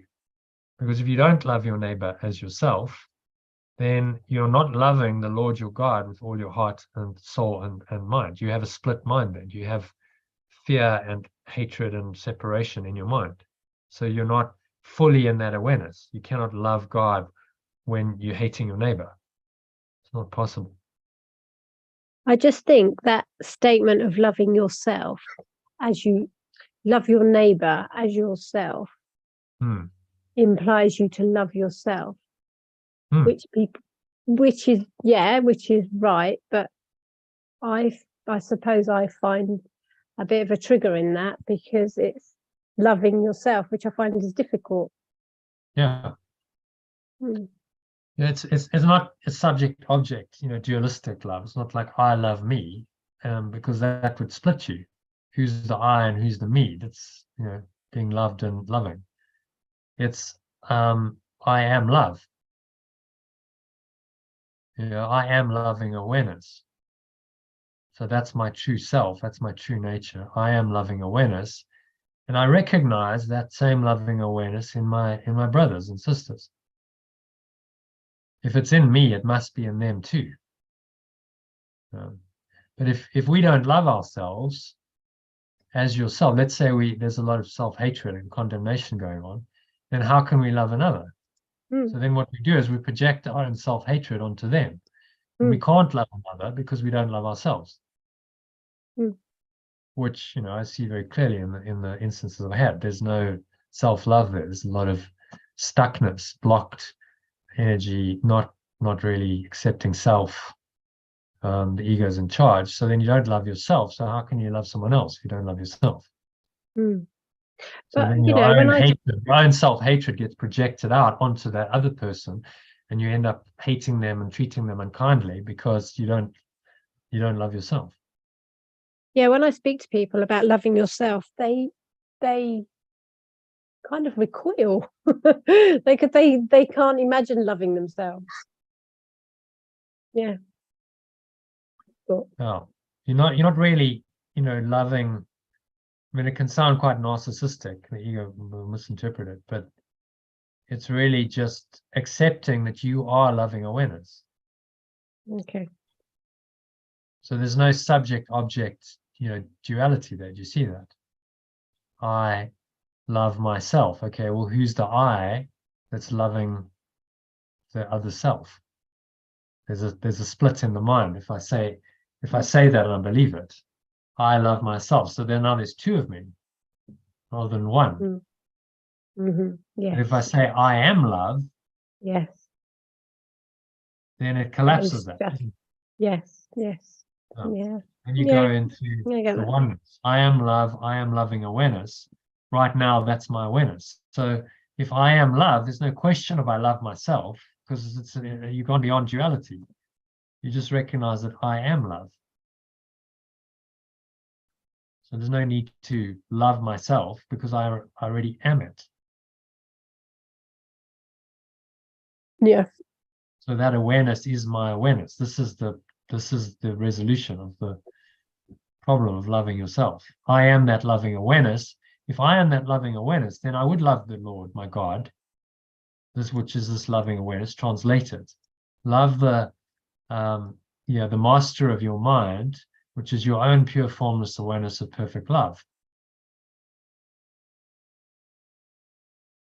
Yes, because when I recognize with all your soul, with all your mind, in other words, all of it, you give all of it. You are in that awareness. That is your awareness. There's nothing else. All of your heart, everything is that awareness. All other thoughts have been undone, and there's just that awareness going. That's what he means by all your heart, all your soul, and all your mind. Yeah, because I do recognize when I am in a state of love, I feel that I am love, because then I feel like I love everything. Yeah. So, but I also recognize when I'm not in that state of I am love. So, yeah. And then you can't, if you're not identified with this, you're loving, or you're disconnected from your loving awareness. And it's impossible to love your neighbor as yourself because you don't have it in you. Yeah. To extend. It has to be in there to extend. So the two go hand in hand.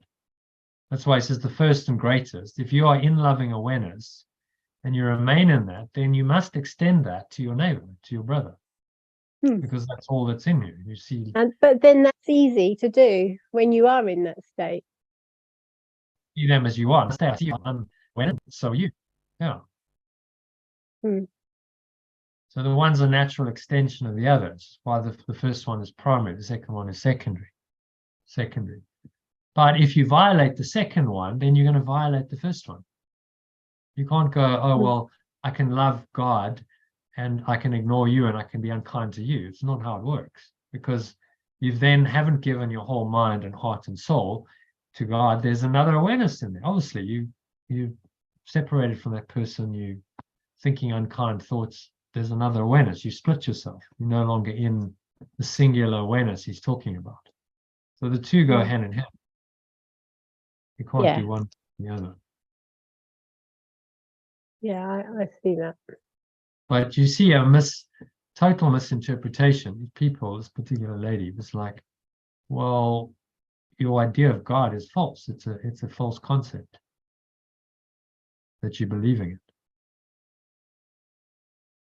Some kind of conceptual God out there, which is not love, and therefore, I can love God, but I can not love you, and you somehow disconnected from, you're not of God. It's not all encompassing, is it? So where I come from, I don't know, in that delusion. So who created me then? Where did my life come from? If it's not clear, it's a very unclear thought system. It doesn't make sense, which is why it's untrue. Okay, so let's go back. So it's been hard for many Christians to realize that this applies to themselves, as I've just shared. Okay, so you've got to live this. There's no point going to church and listening to these teachings and then you don't actually apply it in your life. Which I did point out, it wasn't welcomed, but what is the point? You're not being authentic. It's being hypocritical, isn't it? And then he goes on to say good teachers never terrorize their students, which is interesting, kind of a little bit of a non sequitur, but to terrorize is to attack, which results in rejection of what the teacher offers. The result is learning failure. I notice in this passage they've got the word terrorize and violation, and that feels quite strong. Yeah. Well, he's using the words, deliberately to try and indicate the harshness of the ego's thought system. So we must be loving and kind, and it's almost an injunction. I can see where it's connected. That we must be loving and kind. It's been hard for many Christians to realize this applies to themselves. So, good teachers, you must not terrorize your students and be unkind to them, because that is not helpful. To terrorize is to attack, and this results in rejection of what the teacher offers. The result is learning failure. I saw this in person. I went on a workshop years ago, about 15 years ago, and this guy he'd asked me for my help in kind of setting it up. It was his first attempt at it. He'd done some of this stuff he'd learned himself, and he was like, right, I want to put it out there. And he didn't know how to market, and I had a sort of a bit of a database and network. So he approached me and I said, okay, I'll help you. So put it out there. Half of the students who came, it was a freebie, he did basically a free workshop. But his energy was, it was transformation. So the kind of like the name your game process we're going to do on Sunday, that's where I first encountered it. It's just transformative, and these processes were potentially very helpful. But his energy was very harsh, very terrorizing. It was very like dominant. And I remember doing a session where, oh man, it was the hardest session I've ever done. It was about 6 hours in the evening, and we took people through this name your game, and then they had to say something, and if they didn't get it, we would just sit, and they would be like bunny in headlights. I'm freaking out, and he would just sit there and, when are you going to get it? When are you going? And I was like, this is wrong. You know what I mean? You terrorizing. This isn't correct. You shouldn't be causing more fear. They're already fearful. Now you're causing them more fear, and they're just like bunny in headlights. It was seriously hard work to get through that 6 hours, because there were about 17 people who had to go through this process. But it was a good lesson in how not to do it. And interestingly, that whole thing fell flat because no one, he said, we're doing a follow-up workshop. Would anyone like to sign up? Not one person signed up. You think Because he was terrorized projecting everyone. his own fear? Yeah, he was his own condemnation. He was an unhealed healer. He had a lot of condemnation in him, and so he projected that onto his students. It was very harsh. Like, you're bad, you're wrong, you're evil, right, we're going to fix you. But you don't tell people that, do you? That's not loving kind at all. You know, you're helping them to correct their error, that's all. It's not like terrorizing them. So he had his own, he hadn't resolved his own issues, and there was a lot of projection going on. But fortunately, you know, I learned what he did. I was like, this is powerful, and I took it somewhere. And as a result, I started running those kinds of workshops, and now it's come into an online form. So it wasn't wasted. It went somewhere. I got a lot out of it. But you know, his supposed business never went anywhere because people were like, your energy's way too harsh. You can't terrorize people like that and freak them out and expect they're going to come back for more. So a good lesson. All right, so can we summarize number 4 then? Sacrifice is a notion totally unknown. Pure formless awareness arises solely from fear. Okay, so we'll copy it. We'll say sacrifice is totally unknown from perfect love, because it arises solely from fear.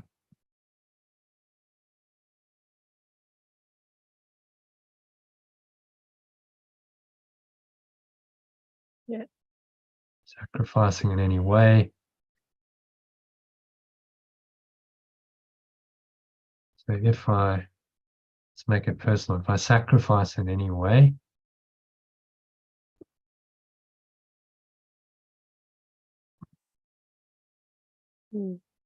We change the word injunction. violate. We change the word injunction, or Yeah, I violate. We could actually change it here as well. Injunction. Anyways, a violation of my teaching, maybe. Or in any way, how about contradicts my teaching? I like that, contradicts my teaching. Yeah. Sacrifice in any way. I contradict.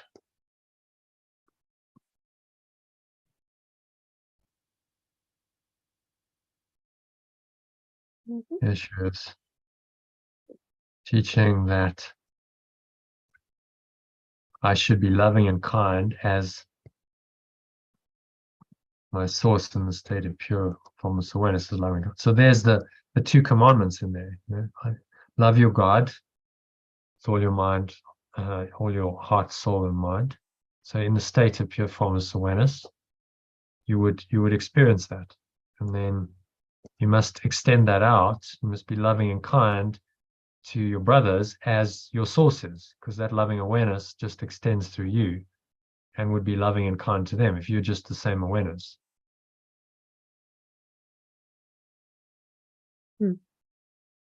So then I say it may have been hard.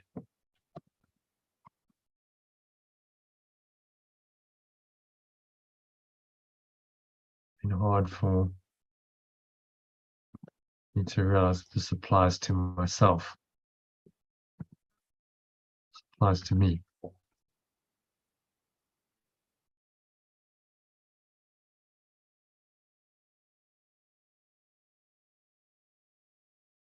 And if I want to be a good teacher, it makes it personal. It's not just yeah, I like that. Want to be a good teacher, I should never terrorize my students. So whoever, it seems to be perfectly obvious, doesn't it? Terrorize someone, it's generally not going to be a good idea. It's not going to go down particularly well. They're probably not going to come back because they were so frightened. But you know, yet I saw it happen. This guy went to a lot of effort to organize it, and then he spent the entire 4 days terrorizing people and thought somehow that would work. And people would then come back for more and pay him money to terrorize them again. It was bizarre. But that's what happens when you have an incorrect mindset. I get that. It just seems really harsh in the statement, doesn't it? In the sentence, but yeah, is terrorize the students because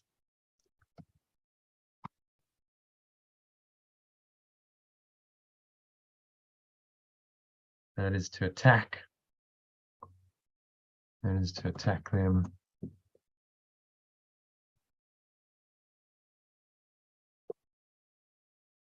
If someone's attacking you, you're hardly likely to accept their teaching, are you? Just going to go, God, I don't want anything to do with it, which will result in rejection of what I offer. So the key thing is never make people feel judged and condemned. Oh no, you're guilty. Say, okay, you made a mistake. It's okay. You made a mistake. We'll fix it. We can correct it. Rejection of what I offer. And learning failure. Rejection of what I teach. Well, so I'm going to read that from the top. Sacrifice is totally unknown to pure formless awareness of perfect love, because it arises solely from fear. If I sacrifice in any way, I contradict Yeshua's teaching that I should be loving and kind, as my source in the state of pure formless awareness is loving and kind. It may have been hard for me to realize that this applies to me. If I want to be a good teacher, I should never terrorize my students, because that is to attack them, which will result in rejection of what I teach and learning failure. Okay. Maybe hard for me to realize this applies to me. Maybe string that into a nice, but if I want to be a good teacher, I should never terrorize my students, because that is to attack them. This will result in rejection of what I teach and learning failure. How about that? Okay. Yeah, so if you teach in any form, I know, Sally, you also have clients. It's a good reminder that just don't go there. Don't never terrorize people. You help them to, in a loving, kind way, help them to see their error and correct it. That's all you're there to do. In loving kindness. Yep, absolutely. Terrorized anyone for ages. No, I can't imagine you terrorizing anyone, Sally. no, it's not really your thing, but no, it's often a male thing. Males can be very hard and rigid, and it's not helpful to do that. Yeah, I still have that trigger of the word terror, so I think I need to do something with that in myself. Terror, because really? Yeah, that brings up something in me. Yeah, okay. So that's fine. Just be aware of it. Okay. Okay. Thank you. Number 5. Who hasn't read? Elaine, will you read number 5 for us kindly? I've been correctly referred to as the Lamb of God who taketh away the sins of the world. But those who represent the Lamb as blood-stained do not understand the meaning of the symbol. Okay, so that's probably going to be the same because it's a quote. The Lamb of God, we'll keep it in quotes. That was biblical quote again. Those who represent the Lamb as blood-stained do not understand the meaning of the symbol. Okay, so the idea of the blood-stained lamb that's been sacrificed, we all know that imagery. So then he's just reinterpreting for us. As we will call it, the black sheep of the family, right? Yeah, if you want to see that. I've heard that before. Yeah. Popular Yeah. expression. Yeah. Yeah. Okay, so correctly understood. Correctly understood, it is very simply, it's very simple symbol that speaks of my innocence. And I think the one is So that the doesn't same need at the bottom. translation. And No it's translation. pointing, no, it doesn't need translation. It's pointing to the innocence of Yeshua as the Christ. And Yeah. the innocent mind, he symbolized that. So the lamb symbolizes innocence, purity, not the blood-stained, slaughtered lamb. But remember, in his day, this was common practice.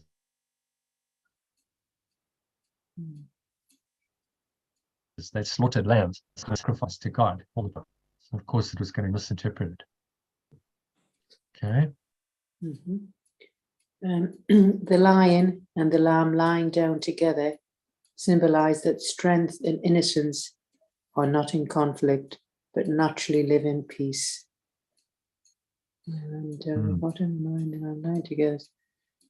It's the same. I think that's going to be the same. We'll just change the spelling to British or American. Okay, so blessed are the pure in heart, for they shall see God. Blessed are the pure in heart, for they shall see God. That's another way of saying the same thing. And so we'll keep God. We'll keep, because it's a quote. Yeah. Keep it. Yeah, The it's a same. quote. Another way of saying the same thing. So, blessed are the pure in heart, and they shall see God. So we say the same thing. That strength and innocence naturally live in peace. They two sides of the same coin. Okay. Number 5, a pure mind knows the truth. A pure mind knows the truth, and this is its strength. And I can't, is it the same at the bottom? Can't see. Yeah, we are at the bottom. Yeah, it's the same. Yeah. Oh, I see. Yeah, we're in the translation. Yeah. Shall I do the next one? Number 6. It does not confuse destruction with innocence, because it associates innocence with strength, not with weakness. Okay. So what's he saying here? Confuse destruction with innocence. So he says innocence with strength, not with weakness. Okay. So we could say the lamb. The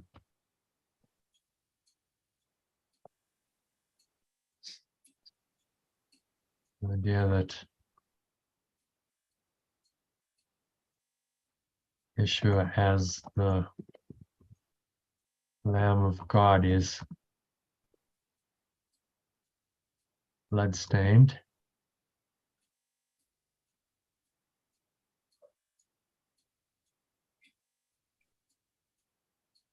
Is a misunderstanding. Maybe if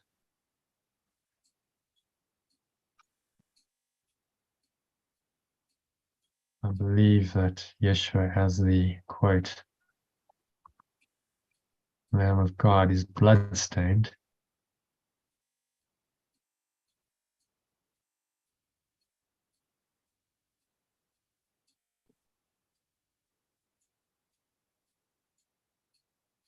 I misunderstand the meaning of the symbol. Well, that's all it is, okay? Correctly understood is a very simple symbol that speaks of innocence, my innocence. Okay.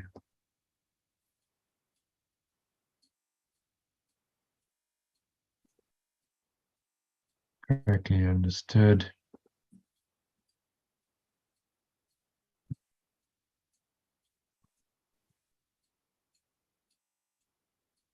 Speaks of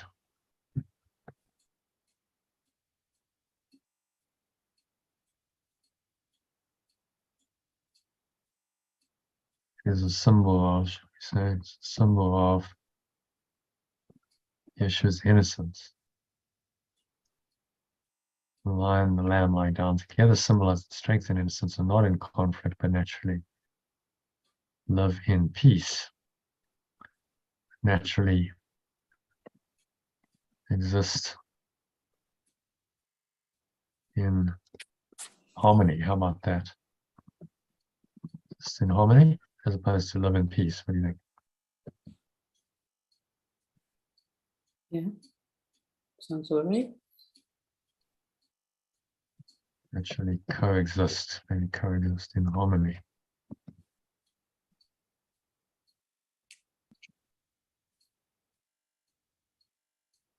Blessed are the pure in heart, for they shall see God is another way of saying the same thing. Not sure we need to say that. Pure mind has this truth, and this is its strength. So my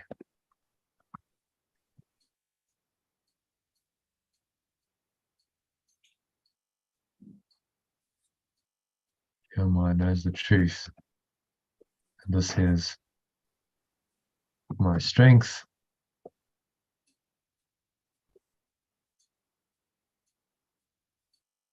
Not confuse destruction with innocence, because it associates innocence with strength, not with weakness. If anyone knows the truth, I think we can probably just leave it at that. What do you think? Pure mind knows this is my strength. Yeah, Well, my pure mind is that's good. not, how about my pure mind does not confuse destruction with innocence.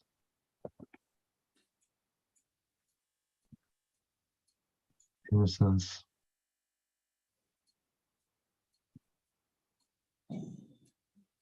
It knows the truth is my strength. How about that? That's quite nice. Neat. Mm. So my pure mind, my pure mind, my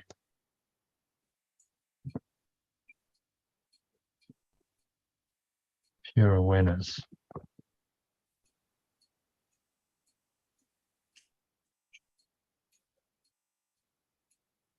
Pure awareness. Capitalize that. It's not confused destruction with innocence. It knows the truth is my strength. So yeah, this kind of speaks to the whole idea of the kitten, you know, quite interesting. You read this. You know, the kitten is a symbol of innocence, isn't it? It's innocence, it's purity. And you wouldn't confuse destruction with innocence. You would just see, if you can see that that's a symbol of purity in the dream that transcends any possible destruction. You know, the kitten will ultimately become a cat, and eventually the cat will die. But in the moment, you just see the innocence. You see this awareness shining through this new life. The thing with kittens and anything new is it's not very far out of the other dimension, is it? So it kind of got something shining through it. We see that. Yeah, I do. So you just see that purity, you acknowledge it, and at that moment, don't let any attachment. Yeah, there's no attachment, just that moment. Yeah. No, like, oh, you know, the kitten's going to grow older, it might die. None of that. It's just in the moment, you recognize the innocence of pure awareness shining through the kitten, and you acknowledge it in yourself as you see it in the kitten, and you see it in yourself. Yeah. And that's a strengthening. That strengthens. That's your innocence is your strength. That strengthens your true awareness and your connection with your source. And that's why it feels good, because in that moment you're actually going to your true source and you're strengthening that. Right. If thoughts of, oh, you know, the kitten might suffer or get sick or die come in, then that's been tainted. You've corrupted that. Yeah. You've allowed form to come in and cover over the pure formless awareness, which is the innocence that you perceived. Okay, so if you read that from the top summary, make sure we're happy with it. Yeah. I believe that Yeshua, as the Lamb of God, is blood-stained. I misunderstand the meaning of the symbol. Correctly understood, it is a symbol of Yeshua's innocence. The lion and the lamb lying down together symbolize that strength and innocence are not in conflict, but naturally coexist in harmony. My pure awareness does not confuse destruction with innocence, but knows the truth is my strength. Yeah. Nice. I think that's digestible. Okay, so happy to move on to number 6. So whose turn? Orly, I'm going to view it. Will you read number 6 for us, please?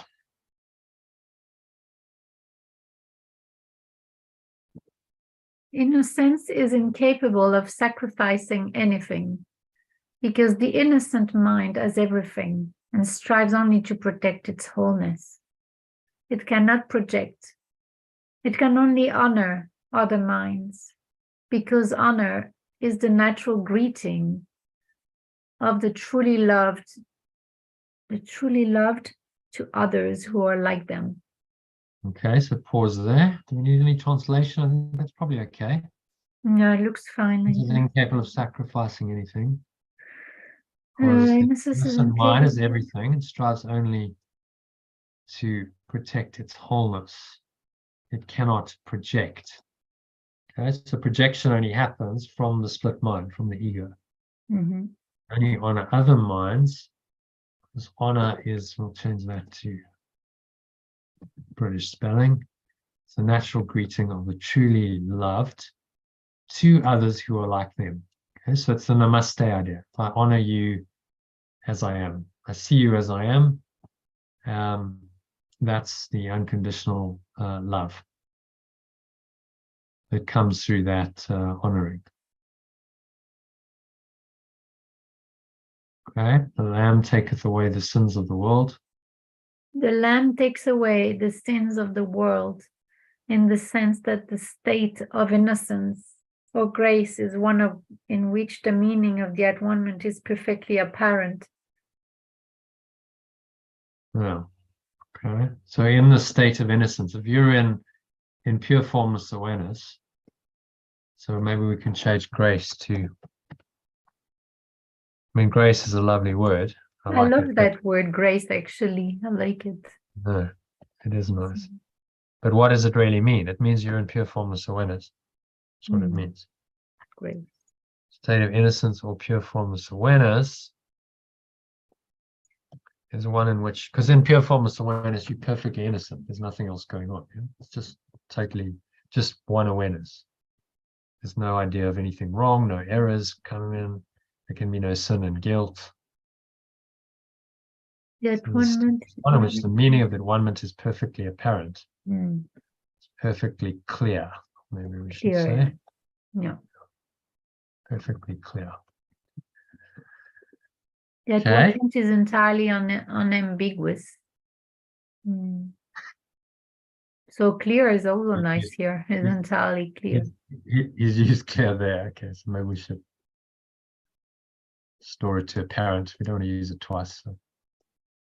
Unambiguous. Yeah.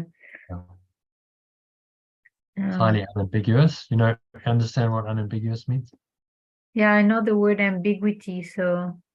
Yeah, ambiguous means confusing. There's two interpretations. It's, you know, not quite sure what it means.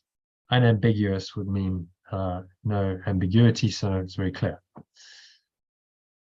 Very clear. It exists in the original was, read the original here. 6, it is perfectly clear because it exists in. It was the same. Light. I've changed light to true awareness. Oh, you left unambiguous. I left unambiguous, yeah. Okay. Atonement is entirely unambiguous. So I guess I get what he's saying. It's unambiguous. There's no ambiguity, no confusion. Yeah. Okay. It's perfectly clear because it exists in true awareness. Which is the light, light. It exists in light. Okay. Perfectly clear because it exists in light, in true awareness. Or we could call it pure awareness. Yeah. Or true It awareness. What do you exists in prefer? pure awareness. Only the attempts to shroud it in darkness have made it inaccessible to those who do not choose to see. Only the attempts to shroud it in darkness. Sorry, to shroud it in limited Shroud means awareness. cover, yeah? To cover it. To cover. I was gonna ask you. Hang on, Only that's what the a shroud attempt is. to cover cover it Yeah. with limited awareness have made it inaccessible to those who do not choose to see. Okay. So the limited awareness would block it out. It would say, no, I Yes. don't want to see the light. Yeah. I'm going to focus on form and I'll go into fear and whatever. And that covers over true awareness. And that's made it inaccessible to those who do not choose to see. Mm-hmm. And I think we'll keep it as Yeah, it's good who like do that. not choose to see. Okay. So little summary of that. What's he saying? Innocence is incapable of sacrificing anything. It's important. Yeah. Tries only to protect its wholeness. It cannot project, so let's copy that and just chop it down. Innocence is incapable of sacrificing anything. The innocent mind has everything and tries only to protect its wholeness.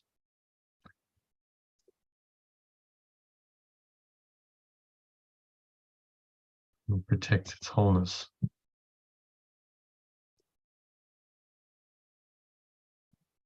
So it cannot project. It can only honor other minds. Anyone other minds because honor is the natural greeting and truly loved. To others who are like them. Okay. So say I can, we want to personalize this. So how about if I say, if I am innocent.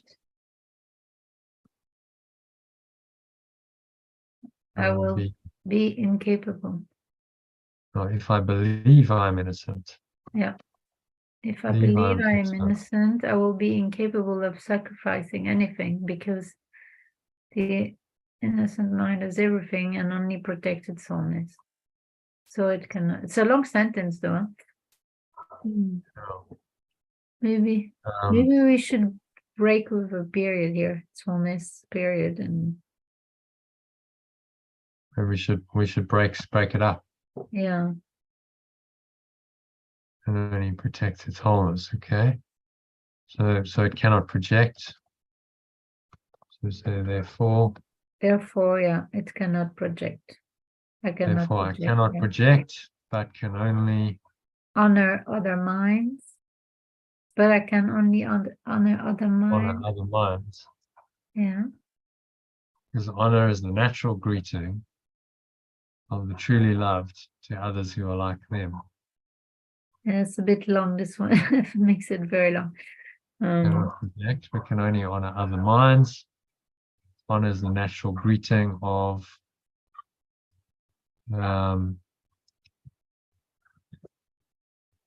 makes me think of the namaste. Yeah, exactly. It's exactly that. Yeah. It's the namaste. It's the natural greeting of those in namaste mode. Yeah, in loving awareness, really. Yeah. The natural greeting of those in loving awareness to others who are like them. Yeah. Those who are loved. So Yeah. those But can only honor other minds because honor is the natural greeting of those. In loving awareness to those who are like them. Loving awareness to others who are like them. Yeah, so we could add, I mean, it's in the summary, but you could say brackets. This is the meaning of the greeting. Namaste. Namaste. Yeah.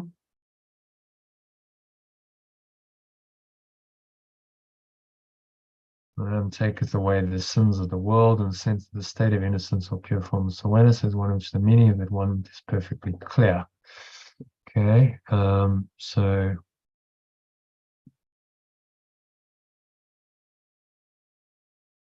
in my state of innocence. Yeah, I think we can leave out the lamb taketh away the. Yeah, in my state of innocence and pure formless awareness.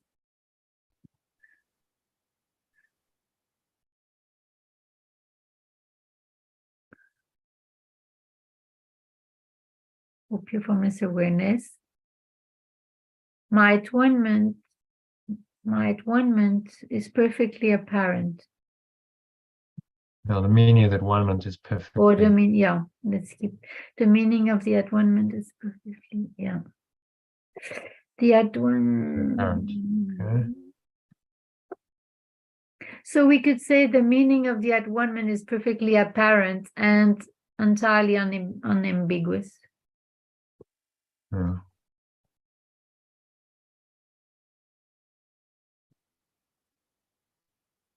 It is perfectly clear. Because Or it we can exists remove that. in pure awareness. Yeah. Because it exists in pure awareness, unneeded. In my attempts to cover it, yeah, if it's limited my awareness attempts made it inaccessible.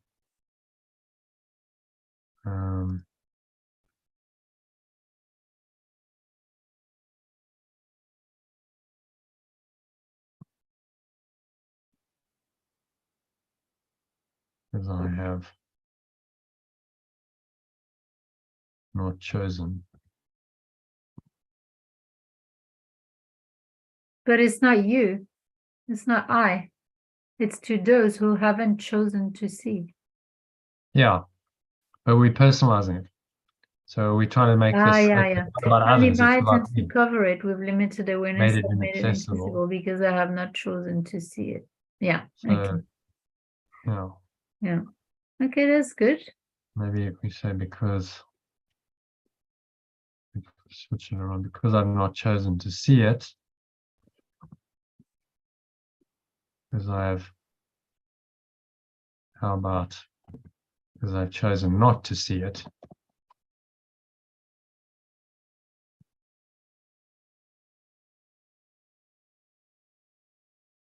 My attempts to cover it with limited awareness have made it inaccessible. Yeah. To me, okay. All right, so read that from the top. If I believe I am innocent, I will be incapable of sacrificing anything, because the innocent mind has everything and only protects its wholeness. Therefore, I cannot project, but can only honor other minds, because honor is the natural greeting of those in loving awareness to others who are like them. This is the meaning of the greeting, Namaste. In my state of innocence or pure formless awareness, the meaning of the at-one-ment is perfectly apparent and entirely unambiguous, because it exists in pure awareness. Because I have chosen not to see it, my attempts to cover it with limited awareness have made it inaccessible to me. Just going to make that pure formless awareness consistent.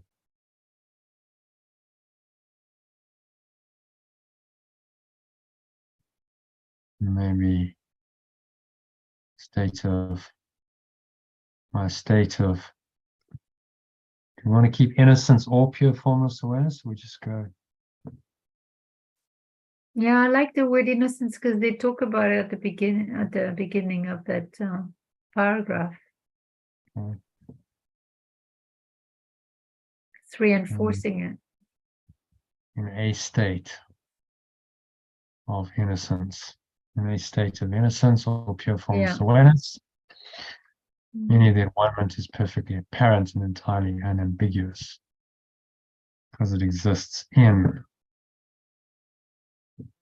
pure formless awareness. Okay, in many of the, yeah, I mean, that makes complete sense, because it only exists in the state of pure formless awareness. It only exists in state of innocence. It only exists in the state.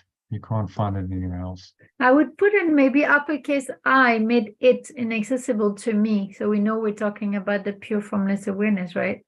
At the last sentence. Yeah. At the end, it.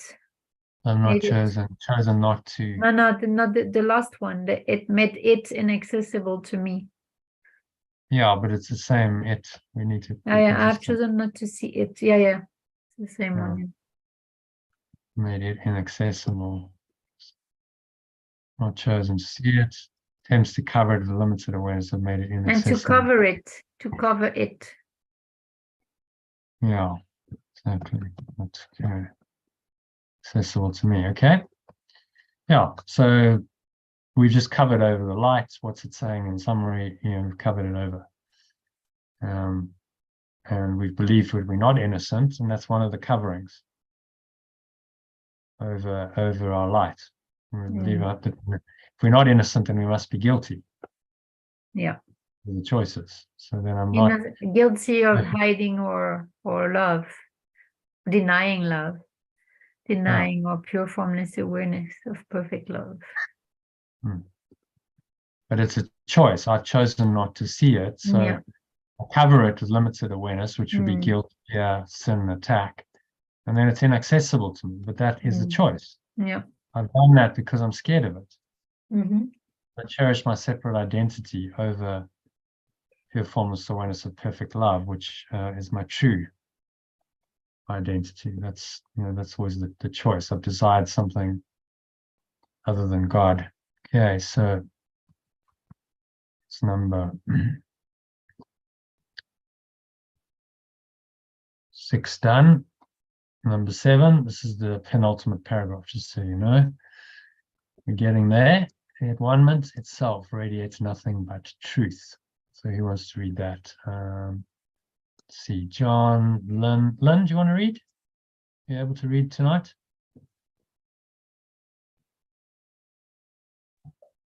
No, thank you, Jono. Okay. So anyone else? Sally's gone, so I think we cycle back to John, if I'm right. I think everyone's had a turn. John, will you read number 7 for us? Yeah, okay.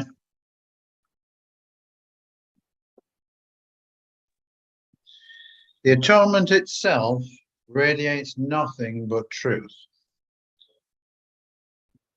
The atonement itself radiates nothing but truth.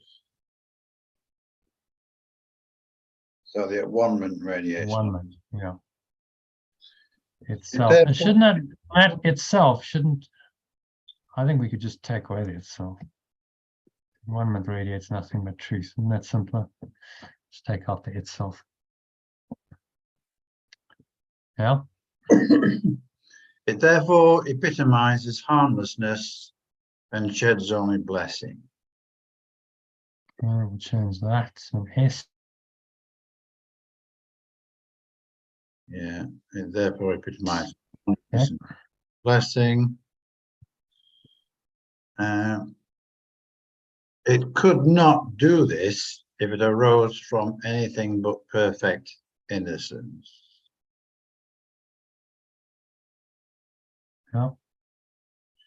Innocence is wisdom because it is unaware of evil.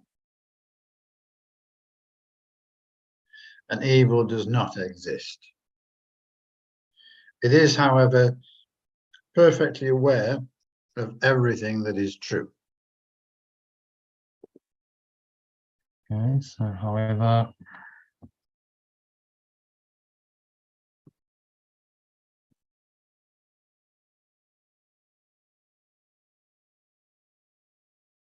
is perfectly aware of everything that is true.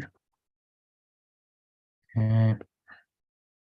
Do we want to have some kind of translation for evil there? I wonder. Unaware of Evil is separation, really. It's unaware of evil or even separation. Okay. Yeah. Yeah. Yeah. And evil or separation does not exist. Yeah. Yeah. However, However, it is perfectly aware of everything that is true. okay. The resurrection demonstrated that nothing can destroy truth.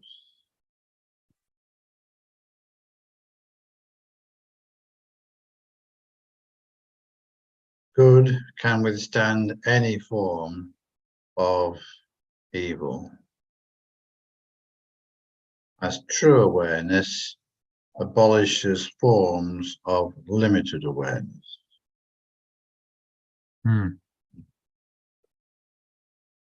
Okay.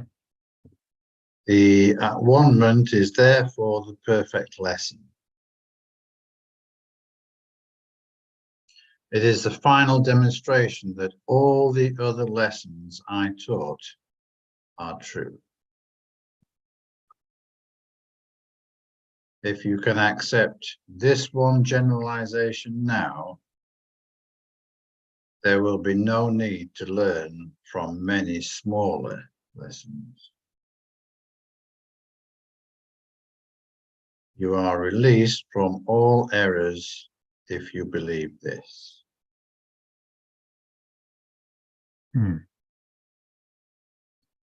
Okay, so he's just saying that this at-one-ment is all of his teachings bundled up into one. It's the perfect lesson. I accept my oneness. All the other lessons, things like giving and receiving are one. And choosing rightly, correcting errors, all of that leads to the final at-one-ment where you merge into oneness. Yeah. Released from all errors if you believe this. Wow, it's quite a statement. Yeah, strong. Very. But it's true. If you accepted only oneness as true, the one generalization that only oneness is true and nothing else is true, then you are released from all errors. If you believe this. But do we believe it fully? That's the question. Yeah. So we, because we don't fully believe it, we need the at-one-ment process, the correction of the mind through forgiveness. Okay, so just so you know, true awareness, I translated light as true awareness, and darkness as limited awareness. So true awareness.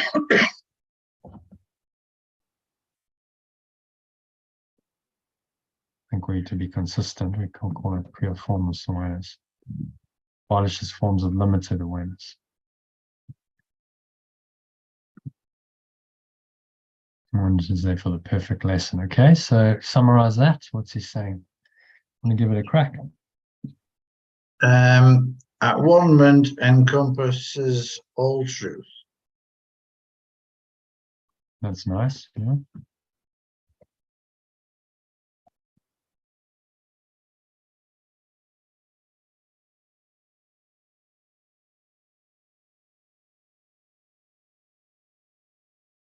The whole truth. What else? And will always dispel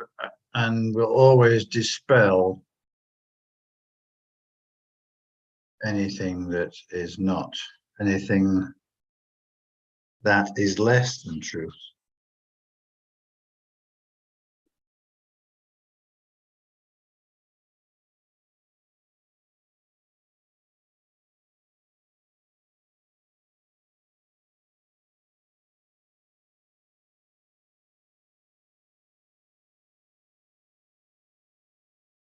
Okay. And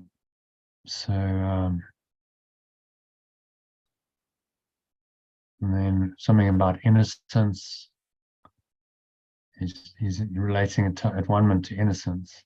We could just put that as atonement encompasses all truth and innocence. Let's see what we do with this. Spell anything that is not true. Therefore, epitomizes harmlessness and sheds only blessing. I think that's quite nice. Could not do this if it arose from anything but perfect innocence. Sheds only blessing.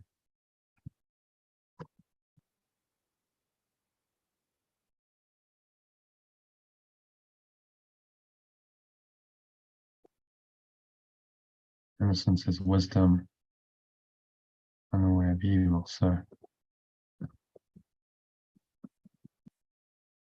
when I believe I am innocent,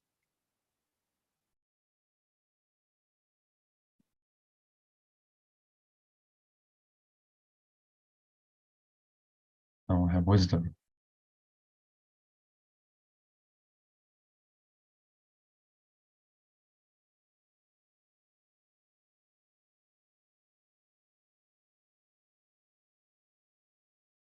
Because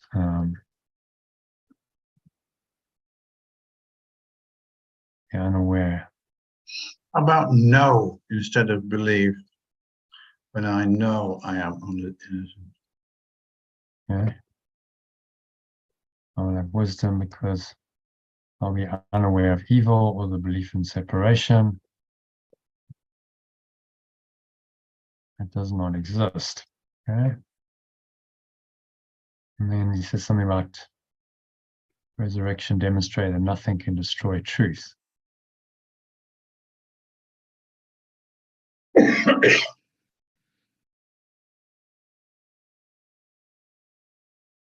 Let's see if we can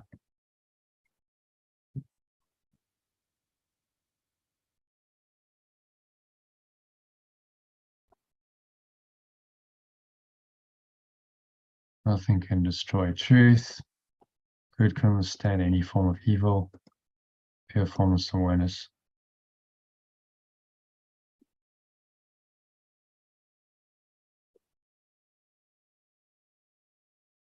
Atonement is therefore the perfect lesson.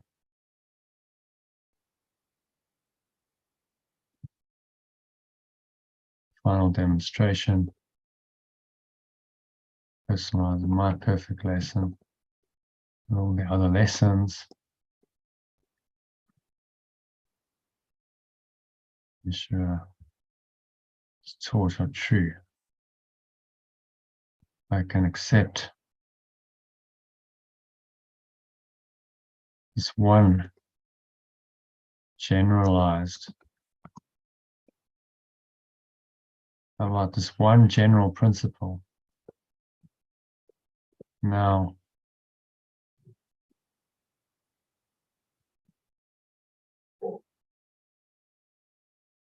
will not need to learn from many smaller lessons.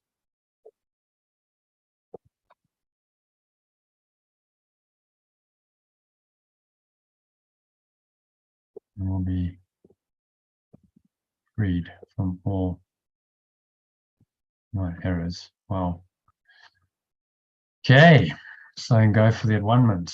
And that's the whole kahuna's in there. Okay, do you want to read it from the top? Atonement encompasses the whole truth and will dispel anything that is not true. It therefore epitomizes harmlessness and sheds only blessing, which it could not do if it arose from anything but perfect innocence. When I know I am innocent, I will have wisdom because I will be unaware of evil or the belief in separation that does not exist. The resurrection demonstrated that nothing can destroy truth. Good can withstand any form of evil.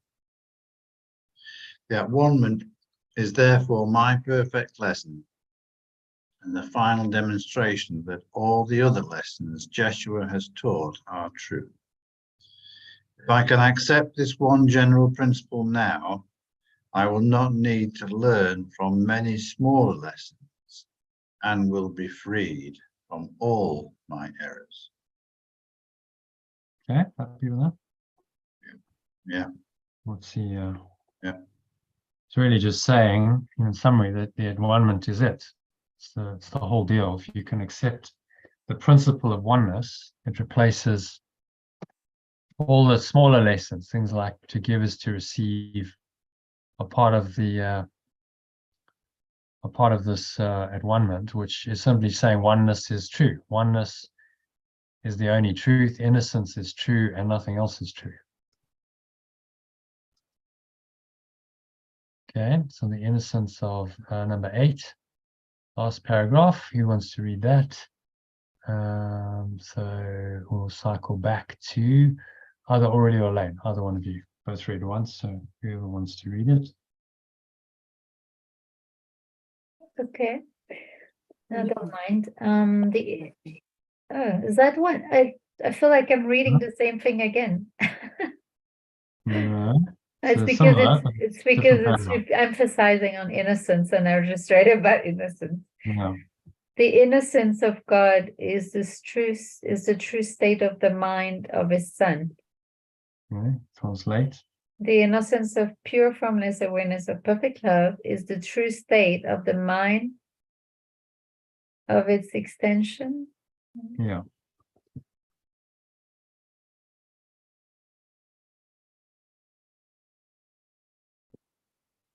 The innocence of perfect love is the true state of the mind of its extension. Or of its mind's extension. Of its mind's extension.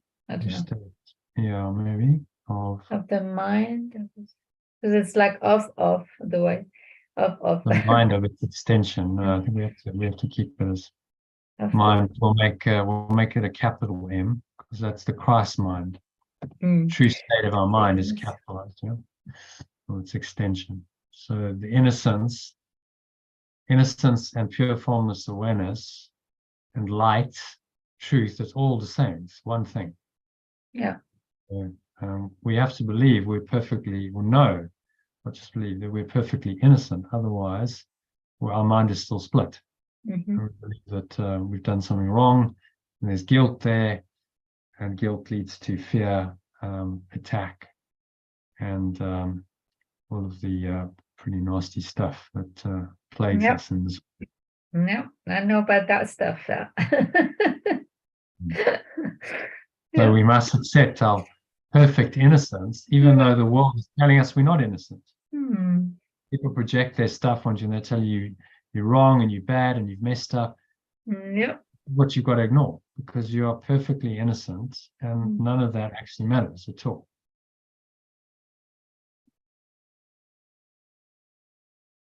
Okay, so in this state,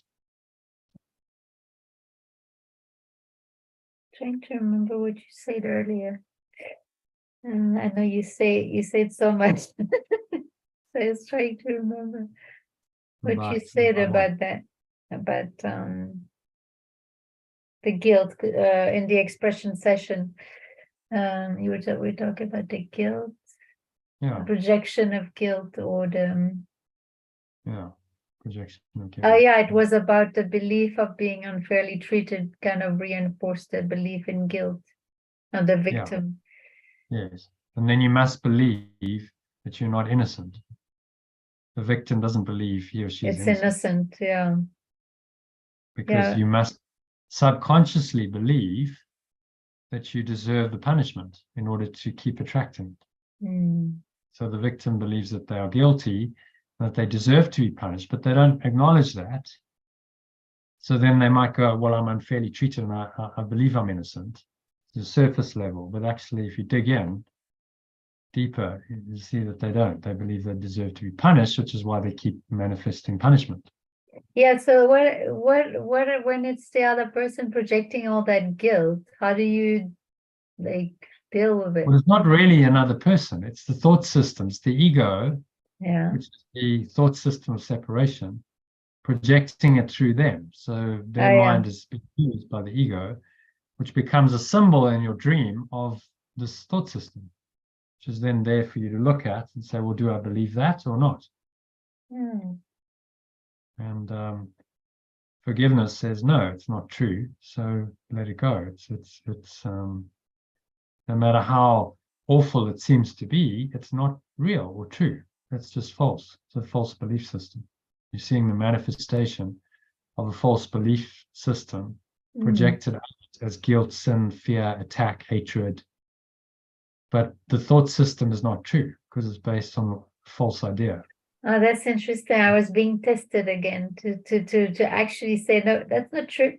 But I think I did well actually tonight. So I had released the guilt like just before, like earlier, belief in guilt again. I mean, I've been doing it quite a lot, but releasing the belief in guilt and separation. Well, that's the core. You know, if you can release that belief in guilt, guilt is the essence of what keeps the ego going. So if you can release the belief in guilt, then you must be perfectly innocent, because that's the only alternative. If you're perfectly innocent, you're back in the at-one-ment, as he's saying. You're back in pure formless awareness. You're one with your source. It's game over. There's no separate self anymore.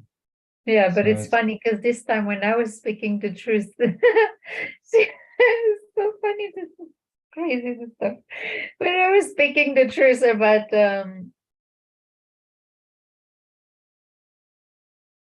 I guess I was talking about innocence, actually, what we're reading now, the innocence of perfect love. It's funny that my mom left the kitchen. Usually I'm the one leaving the room, but this time she didn't want to hear the truth, so she left the room.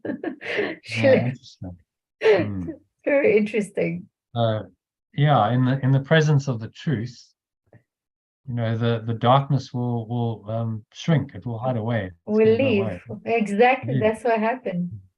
Yeah, because you can't really argue against the truth. So, but if you're in denial of the truth, then you'd leave, right? And that's what happened. Yeah.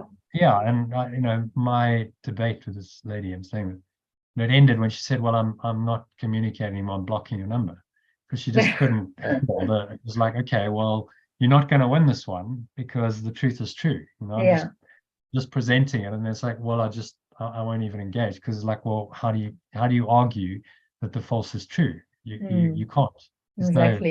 There's no substantive argument for it. So so then they'll just time out and go, okay, well, I'm leaving. I can't engage. She can't look me in the eye. So it's just so, you know, it's like, okay, well, why can't you look me in the eye? Why what? Why can't look me in the eye? Oh, in the eye, yeah. A lot of people can do that actually because they're scared of the truth. The darkness hides, and in the face of the light, the darkness will be exposed. It'll be shown to be false. So it's going to hide away, run away, try to attack the truth, you know, all kinds of defenses. And just say, okay, well, accept it. You know, and that would be the miracle. If they accept it, then there's a transformation of their mind, and the light has been shined into their mind. But you know, there's a lot of resistance, isn't there, for a lot of people? Huge resistance. Okay. Number 2, in this state, your mind. Where are we? In this state, your mind knows God.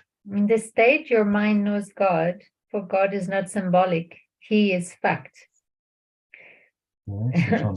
Okay, so in this state, your mind knows pure formless awareness of perfect love. For pure formless awareness of perfect love is not symbolic; it is a fact. It is fact. Yeah. So there's no symbol in that awareness. Symbolism is in the dream. It's in the dream. Yeah. It's like saying idol. We talk about idols. It's like it's not an idol, like some people see God as an idol, or some other entities as an idol, whatever. There's no symbolism. It simply is. It's the direct. It is what it is. The ground of being. It's the ground of being. It is fact. It's what truly exists. And there's no symbol for it. Its symbols are of the illusion.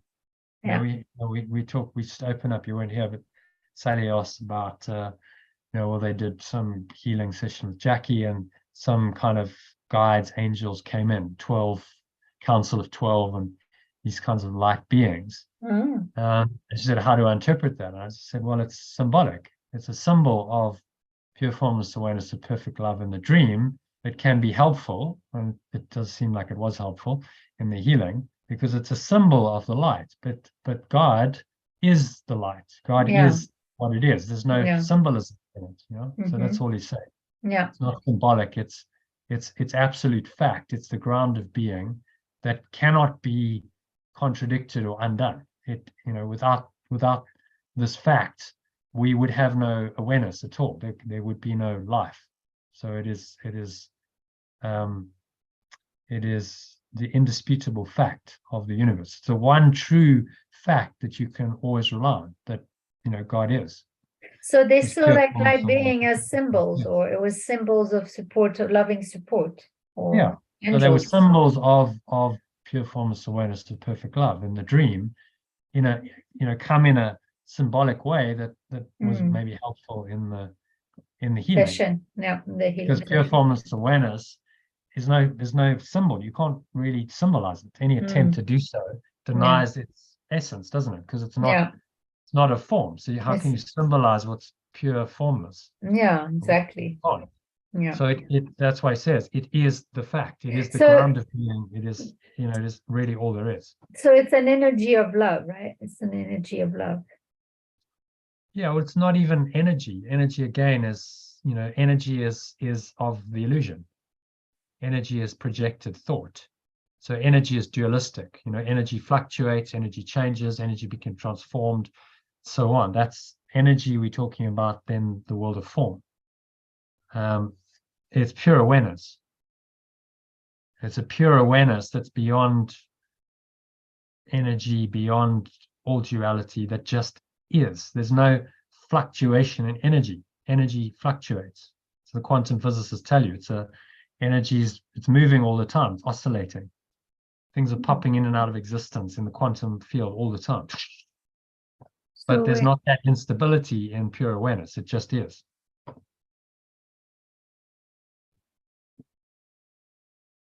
Yeah, does that make sense? Capacity to perceive prior to knowing or recognition.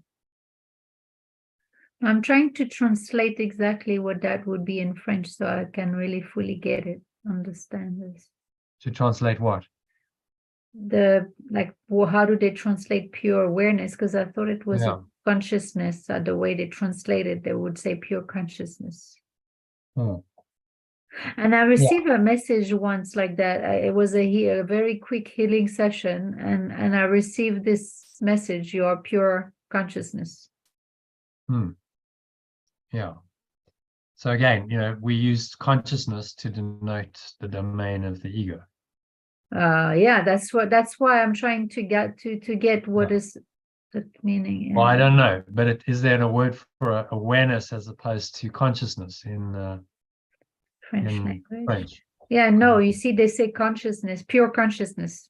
That's how they translate it. That's why for me it's difficult to get get this, because how do I translate? Maybe you don't have the words. I don't know. I mean, English has a lot more words than French, so got a lot more flexibility. It's like awareness, consciousness. Okay, so now you can use two words to describe two different things. So the consciousness is not the same as awareness. Pure formless awareness is not the same as higher consciousness in this teaching. The best you can do in higher consciousness is come to an awareness that there's one ego mind. There's one idea of separation, one mind that's behind the whole universe. So you would kind of become one with the universal mind, but that is still a delusion, because that universal mind of consciousness is outside of pure formless awareness. Universal mind, is outside of pure formless awareness. Yeah, makes sense. So universal mind is another, the Gnostics called it universal mind. They call it the demiurge, actually, demiurge. So they understood that there was a power that created this world, this universe, that was not of God. They understood God didn't create the world. That was a Gnostic belief. which got completely, persecuted in the early days of the Christian church because they wanted to eliminate their competition. So they tried to get rid of the Gnostics and say, no, God did create the world. That was the official line. Which then creates all kinds of problems because you have to explain why a loving God would do this. Why would a loving God create so much chaos and pain and suffering and death? It doesn't make sense, does it? No. Truly loving God. So Yeshua understood that and just said, well, okay, then if God is love, and you have two statements, logical statements. God is love, one statement, and God created the world or the universe. And maybe they're not both true. They're not logically consistent then, are they? So you observe the world, it's full of unloving things seem to happen all the time. So how could a loving God have created the world then? Well, his conclusion was then, as the Gnostics came to the same conclusion, then it couldn't have created the world. So then God created the world must be false. God is love must be true. And then you accept the truth and you deny the falsehood. It's the only way out of the dilemma. Otherwise, you remain with this split mind. It's like it doesn't make sense. God is love, but then why is there all this pain and suffering and sickness and death in the world? And that was, if you remember in Miracles from Heaven, that was the dilemma of Christy. It was the mother. She was like, I don't. How can a loving God do this? How could a loving God make a daughter suffer in this way? Yeah, I remember. And the pastor couldn't answer. He said, I can't answer that. Yeah. But he said, I do know that if you believe, if you have faith, you'll feel a lot better. Which is true. You will, because you're believing in something that's beyond this world. And when you have faith. But he couldn't give her the answer, which was, it's not true. It's not real. That's the answer. So God didn't create the world. We're in a dream world, and in the dream world, all kinds of crazy stuff, sickness and death seems to happen, but none of it's true. That's the answer. But that's too much for most people to comprehend. So they don't teach it. Certainly not in Christian church, because they probably lose half their congregation. No, because they wouldn't be willing to accept it, would they? They go, well, I don't know what the pastor's on now. What's he been smoking? No, we don't want to go back to that. Let's go to a church that suits us, that meets our belief system. Like I went to a church service quite interesting a couple of years ago, and the pastor was teaching that God, as long as God is in charge and the ego is kind of underneath God, is subsidiary to God. It's like, God's in charge. It's okay. You can have your ego's all right as long as it's like, no, but you can't do that because they're completely opposite. They completely contradict each other. So how can the one be under the other if the ego is telling you exactly the opposite? Exactly. I know. I also experienced that as well, actually, in 2021. Doesn't make sense.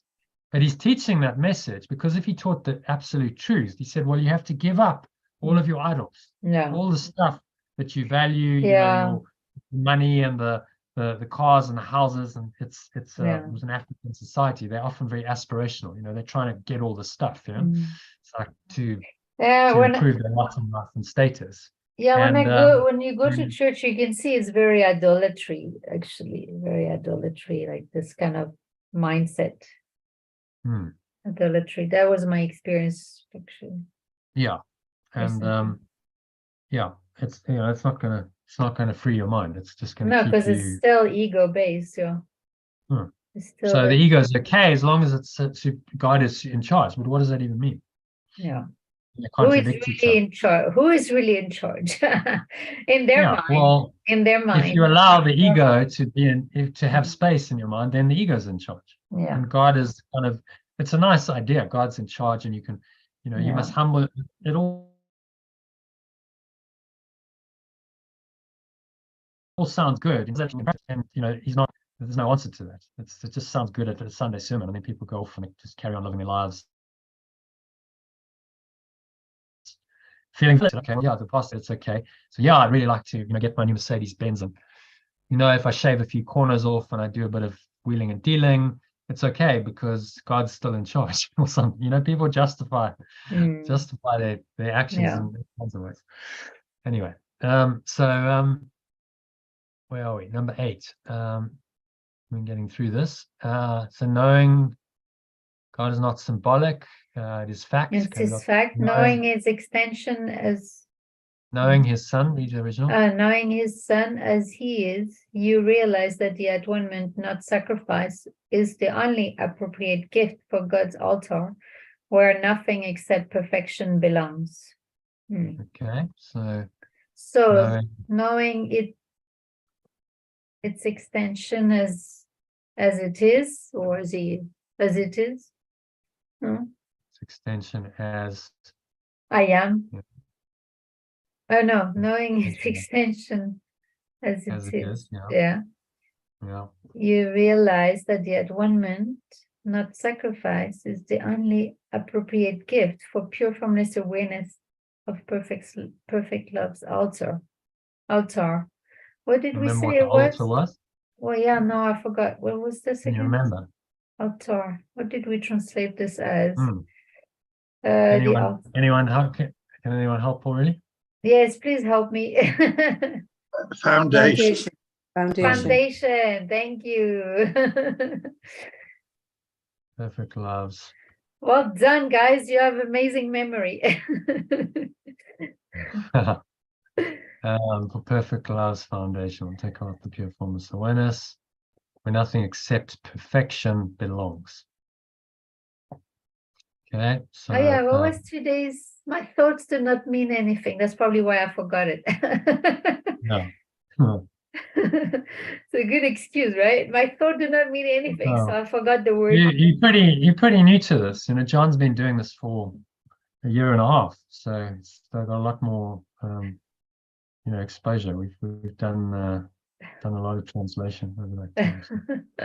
But Elaine, you got it. Yeah, Ellen, good job. That was just lucky. That was just luck already. Beginner's luck. Yeah, it was. Is there such thing? Is there such thing as luck?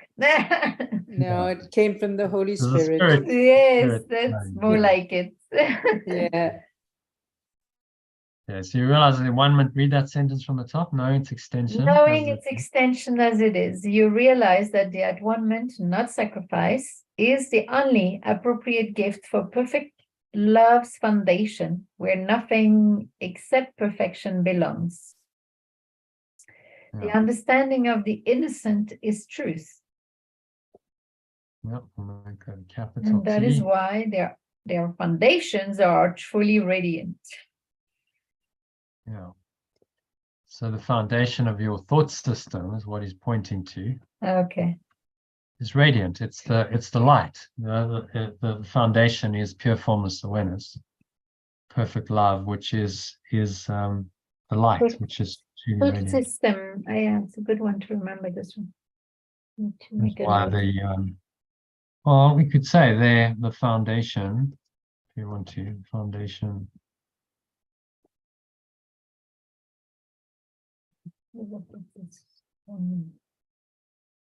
Of their thought systems is truly radiant,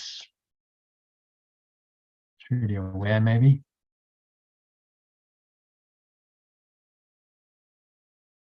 Yeah. Truly radiant, truly aware. I quite like radiant. It's quite nice. Yeah, radiant is a nice word as well. Yeah, they're both good. They both work. It's truly radiant. So radiate out. Pure formless awareness radiates, extends out to everyone and everything.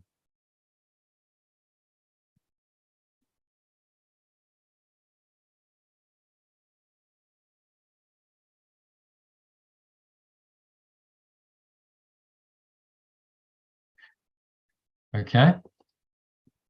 So summarize that. Foundation of the thought systems. So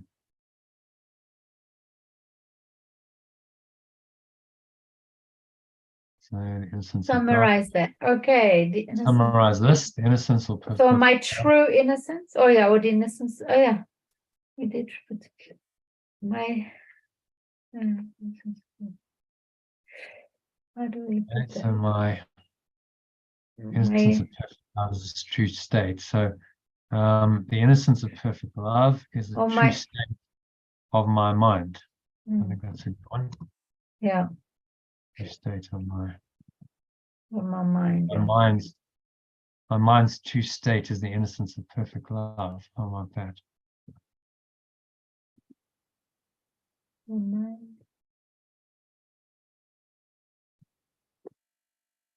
Yeah, that also works. My mind, true state. No, my mind's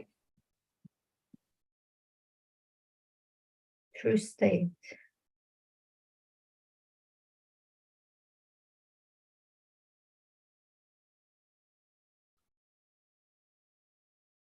Is the innocence of perfect love. in the state. No, I think it's repeating. We don't need. I don't think there's a need to take that sentence. It feels like it's repeating. My mind knows pure formless awareness of perfect love. For pure formless awareness of perfect love is not symbolic. It is fact. Okay? Yeah, that's good. So we want to say the innocence of perfect love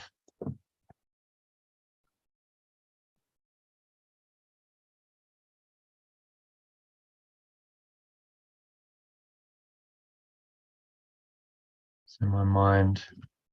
It feels like it's repeating a lot. The like perfect love and pure formless awareness. I'm sure we can make it shorter. My mind knows pure formless awareness of perfect love. Which is not symbolic. Symbolic. It is fact. Yeah, that's much clearer. But fact. But fact. Yeah. Okay. Or but a fact. Not symbolic, but no, it's fine. No, I think but fact. Yeah. It's the fact. the fact of the only it's good fact, like that. Capital F. Fact, that you can say with certainty is true. The only thing you can say that is absolutely true is this. Nothing else is ultimately absolutely true. Mm-hmm. So we could say, our translation, but absolute truth. Okay. Yeah, that's also good. Yeah. Absolute, even absolute with an A, uppercase A, even. Absolute truth. Yeah, an absolute truth. Knowing its extension as it is, I realize. Oh, okay, let's see. Knowing it's. So therefore, I think we can cut out that bit. So therefore. I realize that the atonement, no sacrifice, is the only appropriate gift for perfect love salvation. Yeah, where nothing except perfection belongs.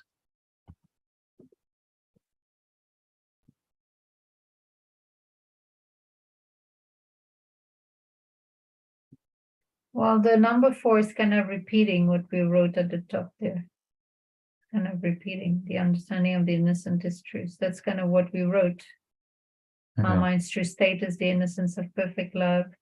So my mind no pure formless awareness, perfect love, which is not symbolic but absolute truth. So it's kind of repeating that the understanding of the innocent is truth. Yeah, well, let's do this. Therefore, I realize that atonement, not sacrifice, is the only appropriate gift for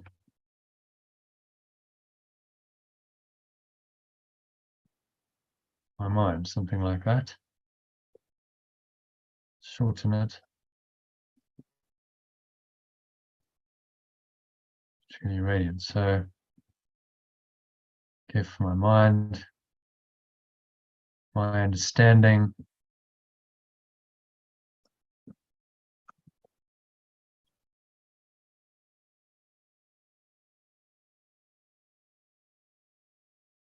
My understanding as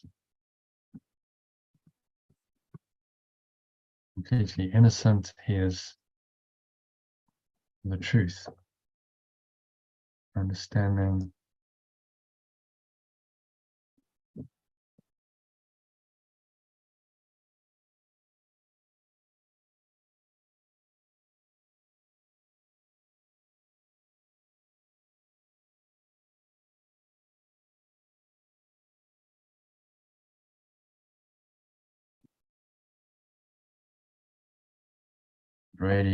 which radiates. Innocent is the truth, which radiates through me to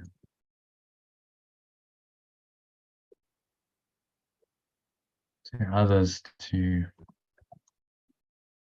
help them understand.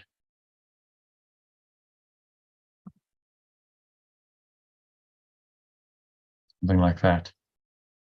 Do you want to read that from the top? Mm-hmm. My mind's true state is the innocence of perfect love. So my mind knows pure formless awareness of perfect love, which is not symbolic but absolute truth. Therefore, I realize that the atonement, not sacrifice, is the only appropriate gift for my mind. My understanding that I am completely innocent is the truth, which radiates through me to others to help them understand as well. Maybe help them come to the same understanding. So if I've understood it, my only job in this world is to stay in that understanding. Don't lose it, number one. So love your God as yourself, stay connected to your source, and then love your neighbors as yourself, extend it. Namaste, and I see you as I am. Mm. And extend it to others to help them to understand. And you do that through love and kindness. Yeah. Oh, so hence those two injunctions, love God as yourself, love God, Lord your God with all your heart, your mind, and your soul. Number one, and then secondly, love your neighbor as yourself is the extension of this understanding to others. Okay, so that's all of it done. So if you would like me to, I'm going to read this to you in a meditation. Would you like that? Mm-hmm. Yeah. Yeah, that's good. Yeah. Part of meditation, okay. Yes, please.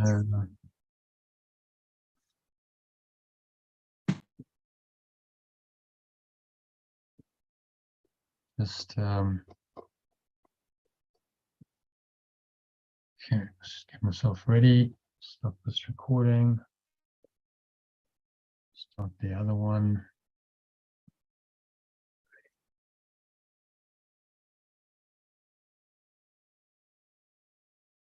All right, so just making yourselves comfortable. Sitting your favorite meditation posture. Feet shoulder width apart. Back straight. Cup your hands in your lap. Close your eyes. Start off by taking a nice deep breath in through the nose. So breathing in. Noticing how the stomach rises and the chest rises and the subtle flow of air in through the nostrils. Clench the sphincter muscle to lock the energy in. Draw the energy up the spine into your heart center. Put one hand on your heart to connect to your heart space. And then draw it up into the crown of your head. Pausing at the top of the inhale. So you smile. Just scan your mind. Noticing any thoughts, emotions, body sensations, particularly anything that feels negative, limiting, contracted, constricting in any way. Breathe it in.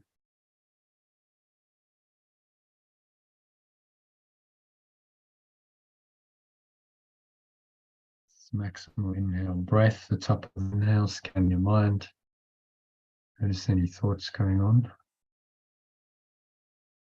Remind yourself of today's idea. My thoughts do not mean anything. So whatever the thoughts are, watch them go by like an oddly assorted procession, says Yeshua.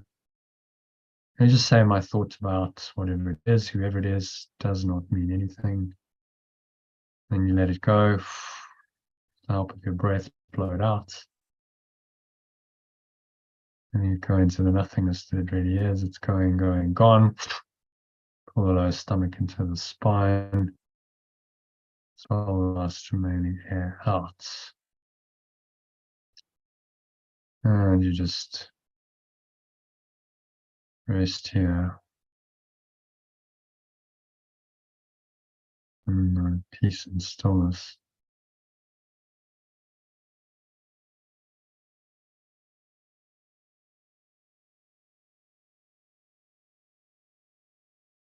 For a few moments.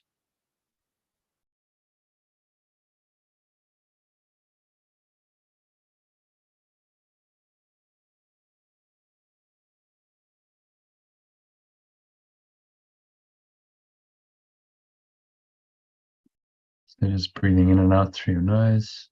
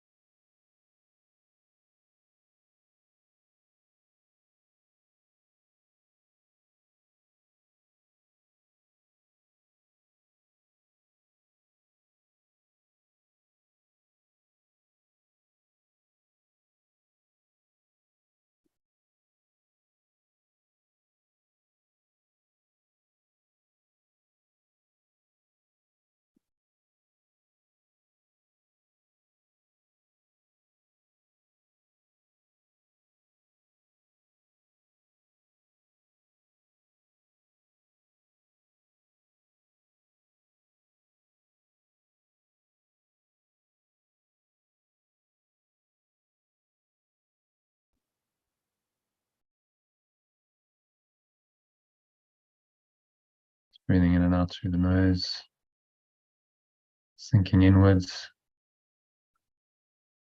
getting quieter, calmer. Every breath.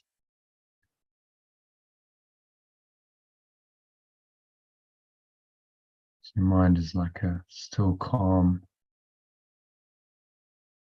empty lake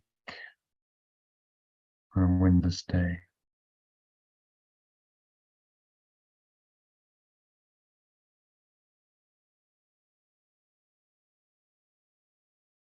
Nothing to disturb the surface, just completely smooth.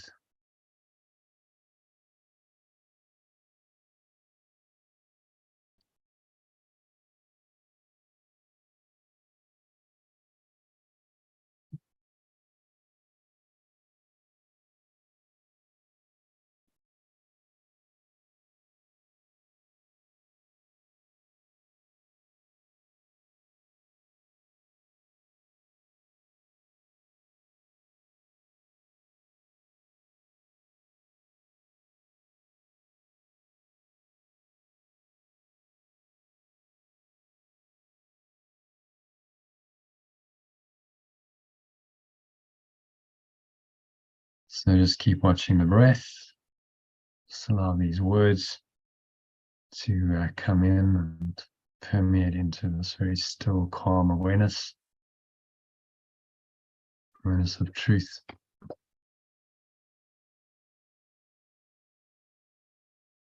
Your mind is an empty vessel.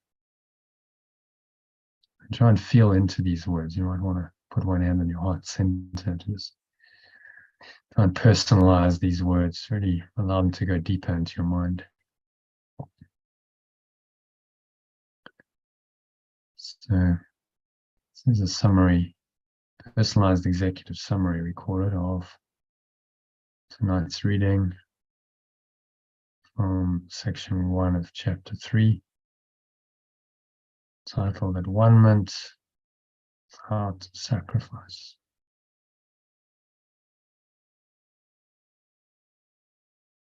Bring us to a state of perfect atonement without any ideas of sacrifice. Let's hear what Yeshua has to say about it in our summarized version. So I must understand, and just repeat after me in your own mind. I must understand. It's an affirmation, really. It becomes personalized affirmation of the truth. I must understand that the crucifixion did not establish the atonement. The resurrection did. If I perceive the crucifixion incorrectly, I will believe that pure formless oneness of perfect love made one of its extensions suffer because he was good.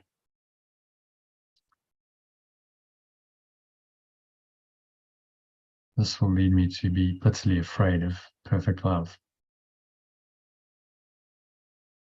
So, fear of God arises. It is a real question I should ask myself how this could be possible. Is pure formless awareness of perfect love really capable of the kind of thinking which this course has clearly stated is unworthy of its extension?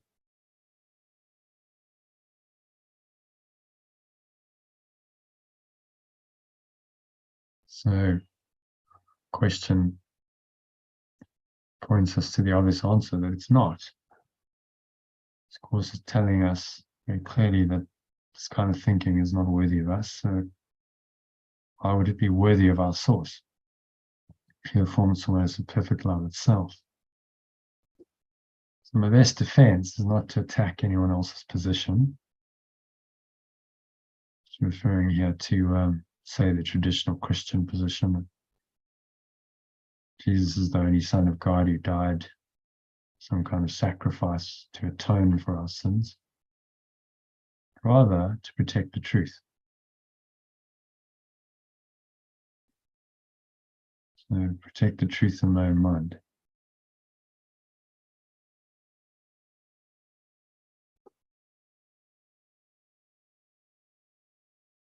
Change that to stand in the truth. Rather to stand in the truth. I would be unwise to accept any concept that requires me to invert my whole frame of reference to justify it. So I accept traditional interpretation of the crucifixion. I have to invert my whole frame of reference, which is this thought system of the atonement, in order to do that, to justify it. Persecution frequently results from an attempt to, quote, justify the terrible misperception of pure form. It's then to save its extension. It doesn't make any sense. How can one persecute something to save it? So say to yourself, acknowledge, I may have found this difficult to overcome because I've been unwilling to let this belief and behavior go.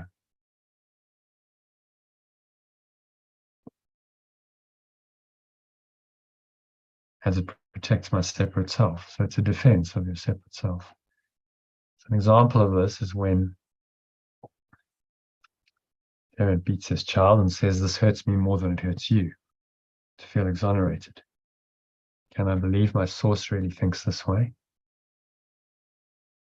Yeshua was not punished because I was bad, which is a distortion of the holy positive lesson the crucifixion teaches.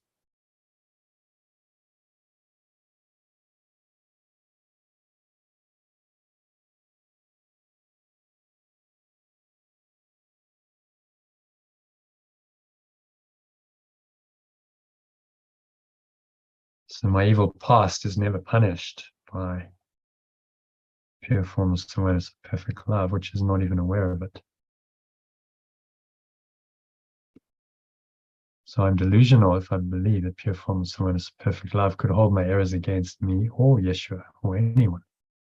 This kind of error is responsible for many other related errors, including the belief that pure formless awareness of perfect love rejected Adam, forced him out of the Garden of Eden. These are all false beliefs. Although Yeshua has used words that are almost impossible to distort, it's also why I may believe he is misguiding me.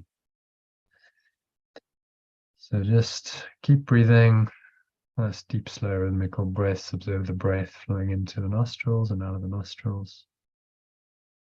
Staying in this nice, empty, open, spacious state and absorbing these words. Even if you don't fully understand everything, just feel into it. It's really an energy, a frequency that's been transmitted to you, a frequency of pure formless awareness coming through my words to you via this technology, which is quite amazing, really. So just surrender into that experience. You keep watching the breath. Let's continue. So sacrifice is totally unknown to pure formless awareness of perfect love because it arises solely from fear. I sacrifice in any way, I contradict Yeshua's teaching. I should be loving and kind, as my source in the state of pure formless awareness is loving and kind. It may have been hard for me to realize that this applies to me, but if I want to be a good teacher, I should never terrorize my students because that is to attack them. This will result in rejection of what I teach and learning failure.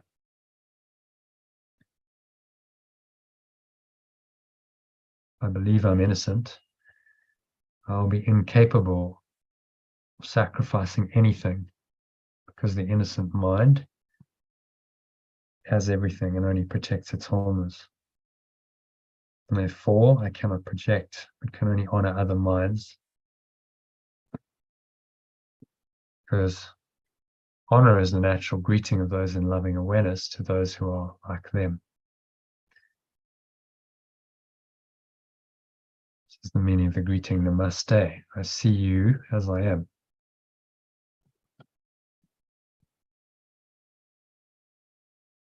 In a state of innocence or pure formless awareness, the meaning of the at-one-ment is perfectly apparent and entirely unambiguous because it exists in pure formless awareness.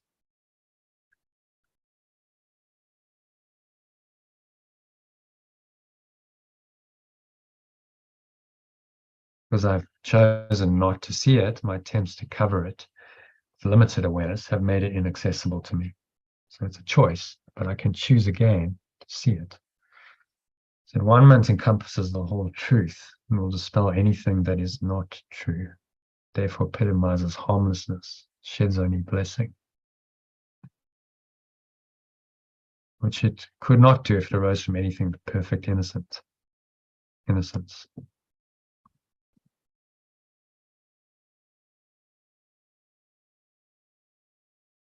And when I know I'm innocent, I will have wisdom, because I'll be unaware of evil, the belief in separation that does not exist.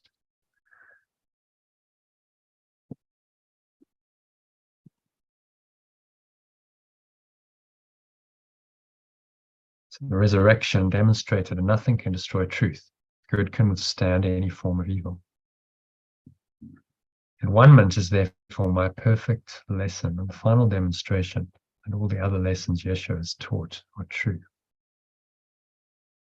If I can accept this one general principle now, I will not need to learn from many smaller lessons and be freed from all my errors. It's quite a statement, so we're going to try that. So now we're going to go into pure acceptance of the at-one-ment in your experience.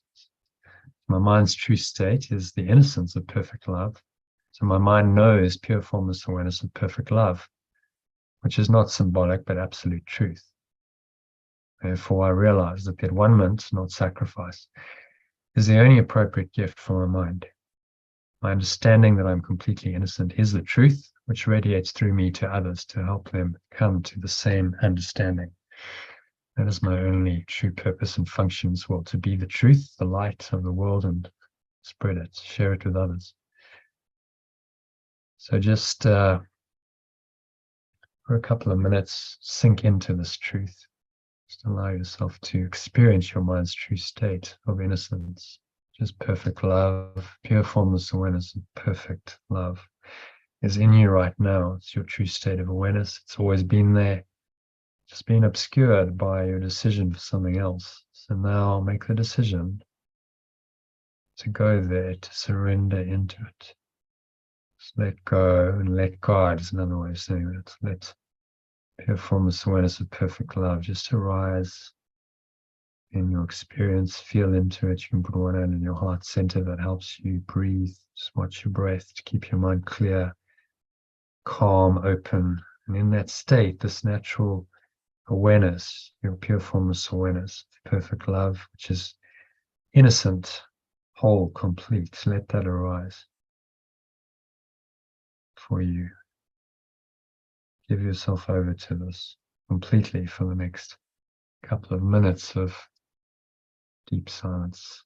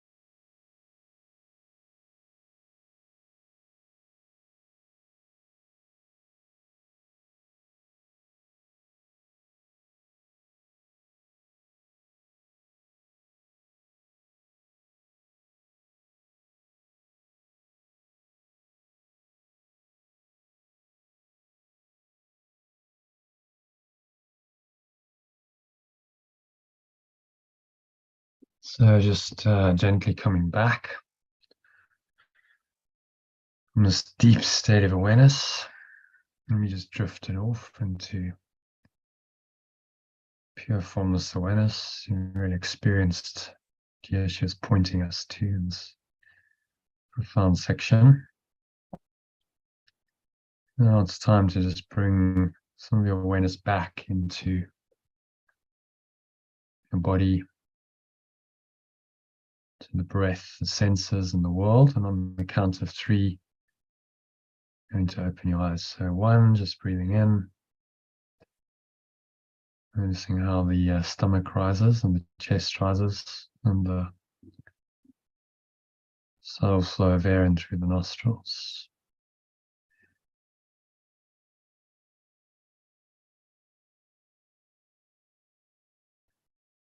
Pause at the top of the inhale, so scan your mind, noticing thoughts, emotions, body sensations arising, particularly anything that feels negative, it's limiting, contracted, constricting in any way.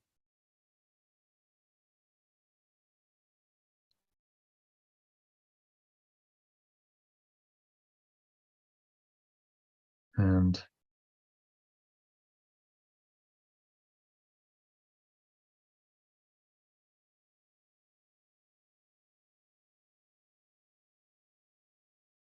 just exhale, let it go, reminding yourself that my thoughts about whatever it is do not mean anything. Blow it all out.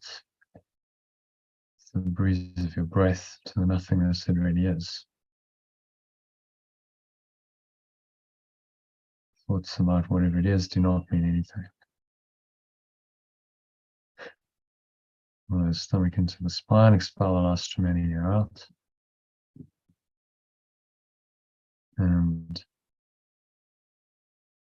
just rest here for a few moments in the peace and stillness that comes in the gap between breaths. So now on the count of 2, notice the weight of your body. Pressing down into the chair, your feet touching the ground. Notice what you're feeling and touching. Maybe there's a subtle taste in the mouth, a smell in your nose. Notice what you're hearing. Surrounding environment from this state of pure formless awareness. So you maintain this deeper awareness in your mind.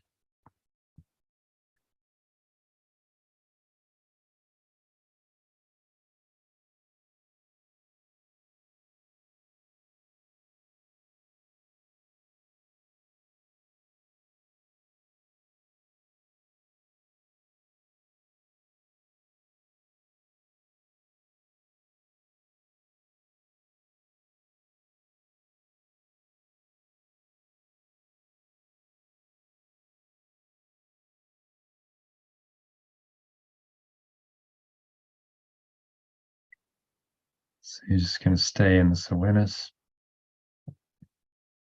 pure formless awareness of perfect love.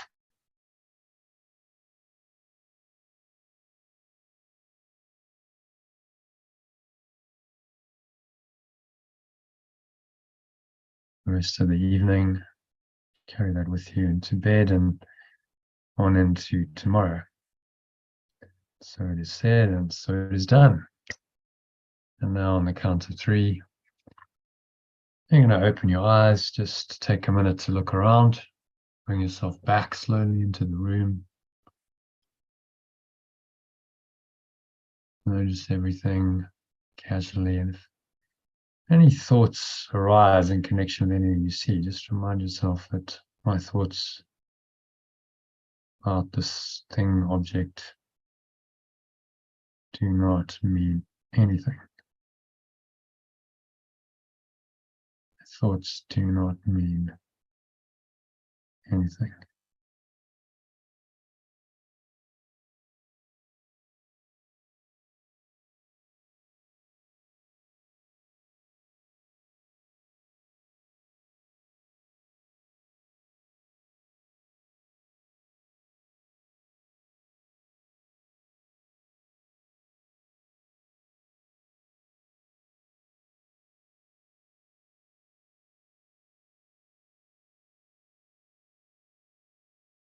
So stay rooted in this awareness. Notice how you're feeling. Just look around. It's very calm, very peaceful. Connected to your source. Same awareness that you experience when you're in your meditations there. When you're in your waking state with sense perceptions going on. God goes with you wherever you go. Your true awareness goes with you wherever you go. So just carry this with you. It's always there. And this will keep you in peace. You might want to practice today's lesson one more time before bed, using one of the recordings I've sent you on Telegram or on your email. And the end of day reflection as well, just to set you up for a good night's sleep, which is what I wish for you all. So that brings us to the end of tonight's meditation and tonight's session. So thanks everyone for joining. Appreciate you staying till the end and helping with this work of translating it and summarizing it. And I will send out the document shortly on Telegram. So if you want to read it, review it again tonight, then you'll have it. Thank you. Thanks, Jono. Thank you so much. Thank you. All right. Yeah, Yeah, thank you. thanks, everyone. Yeah, thank See you all you. tomorrow, same time, 12:30. Yeah, Okay. see you tomorrow. See you tomorrow. Bye. Good night. Bye. Bye. Right. Elaine, will you send me the Oh, yeah. lesson 11? Oh, yes. Thank you for reminding me. Yeah, I was, Yeah, do that now. Right. Thanks. Okay. Great. On Telegram, yeah? Yeah, will do. Oh, okay. Perfect. See you Thanks tomorrow. so much. All Right. right. Namaste. Good night. Bye. Bye. Bye.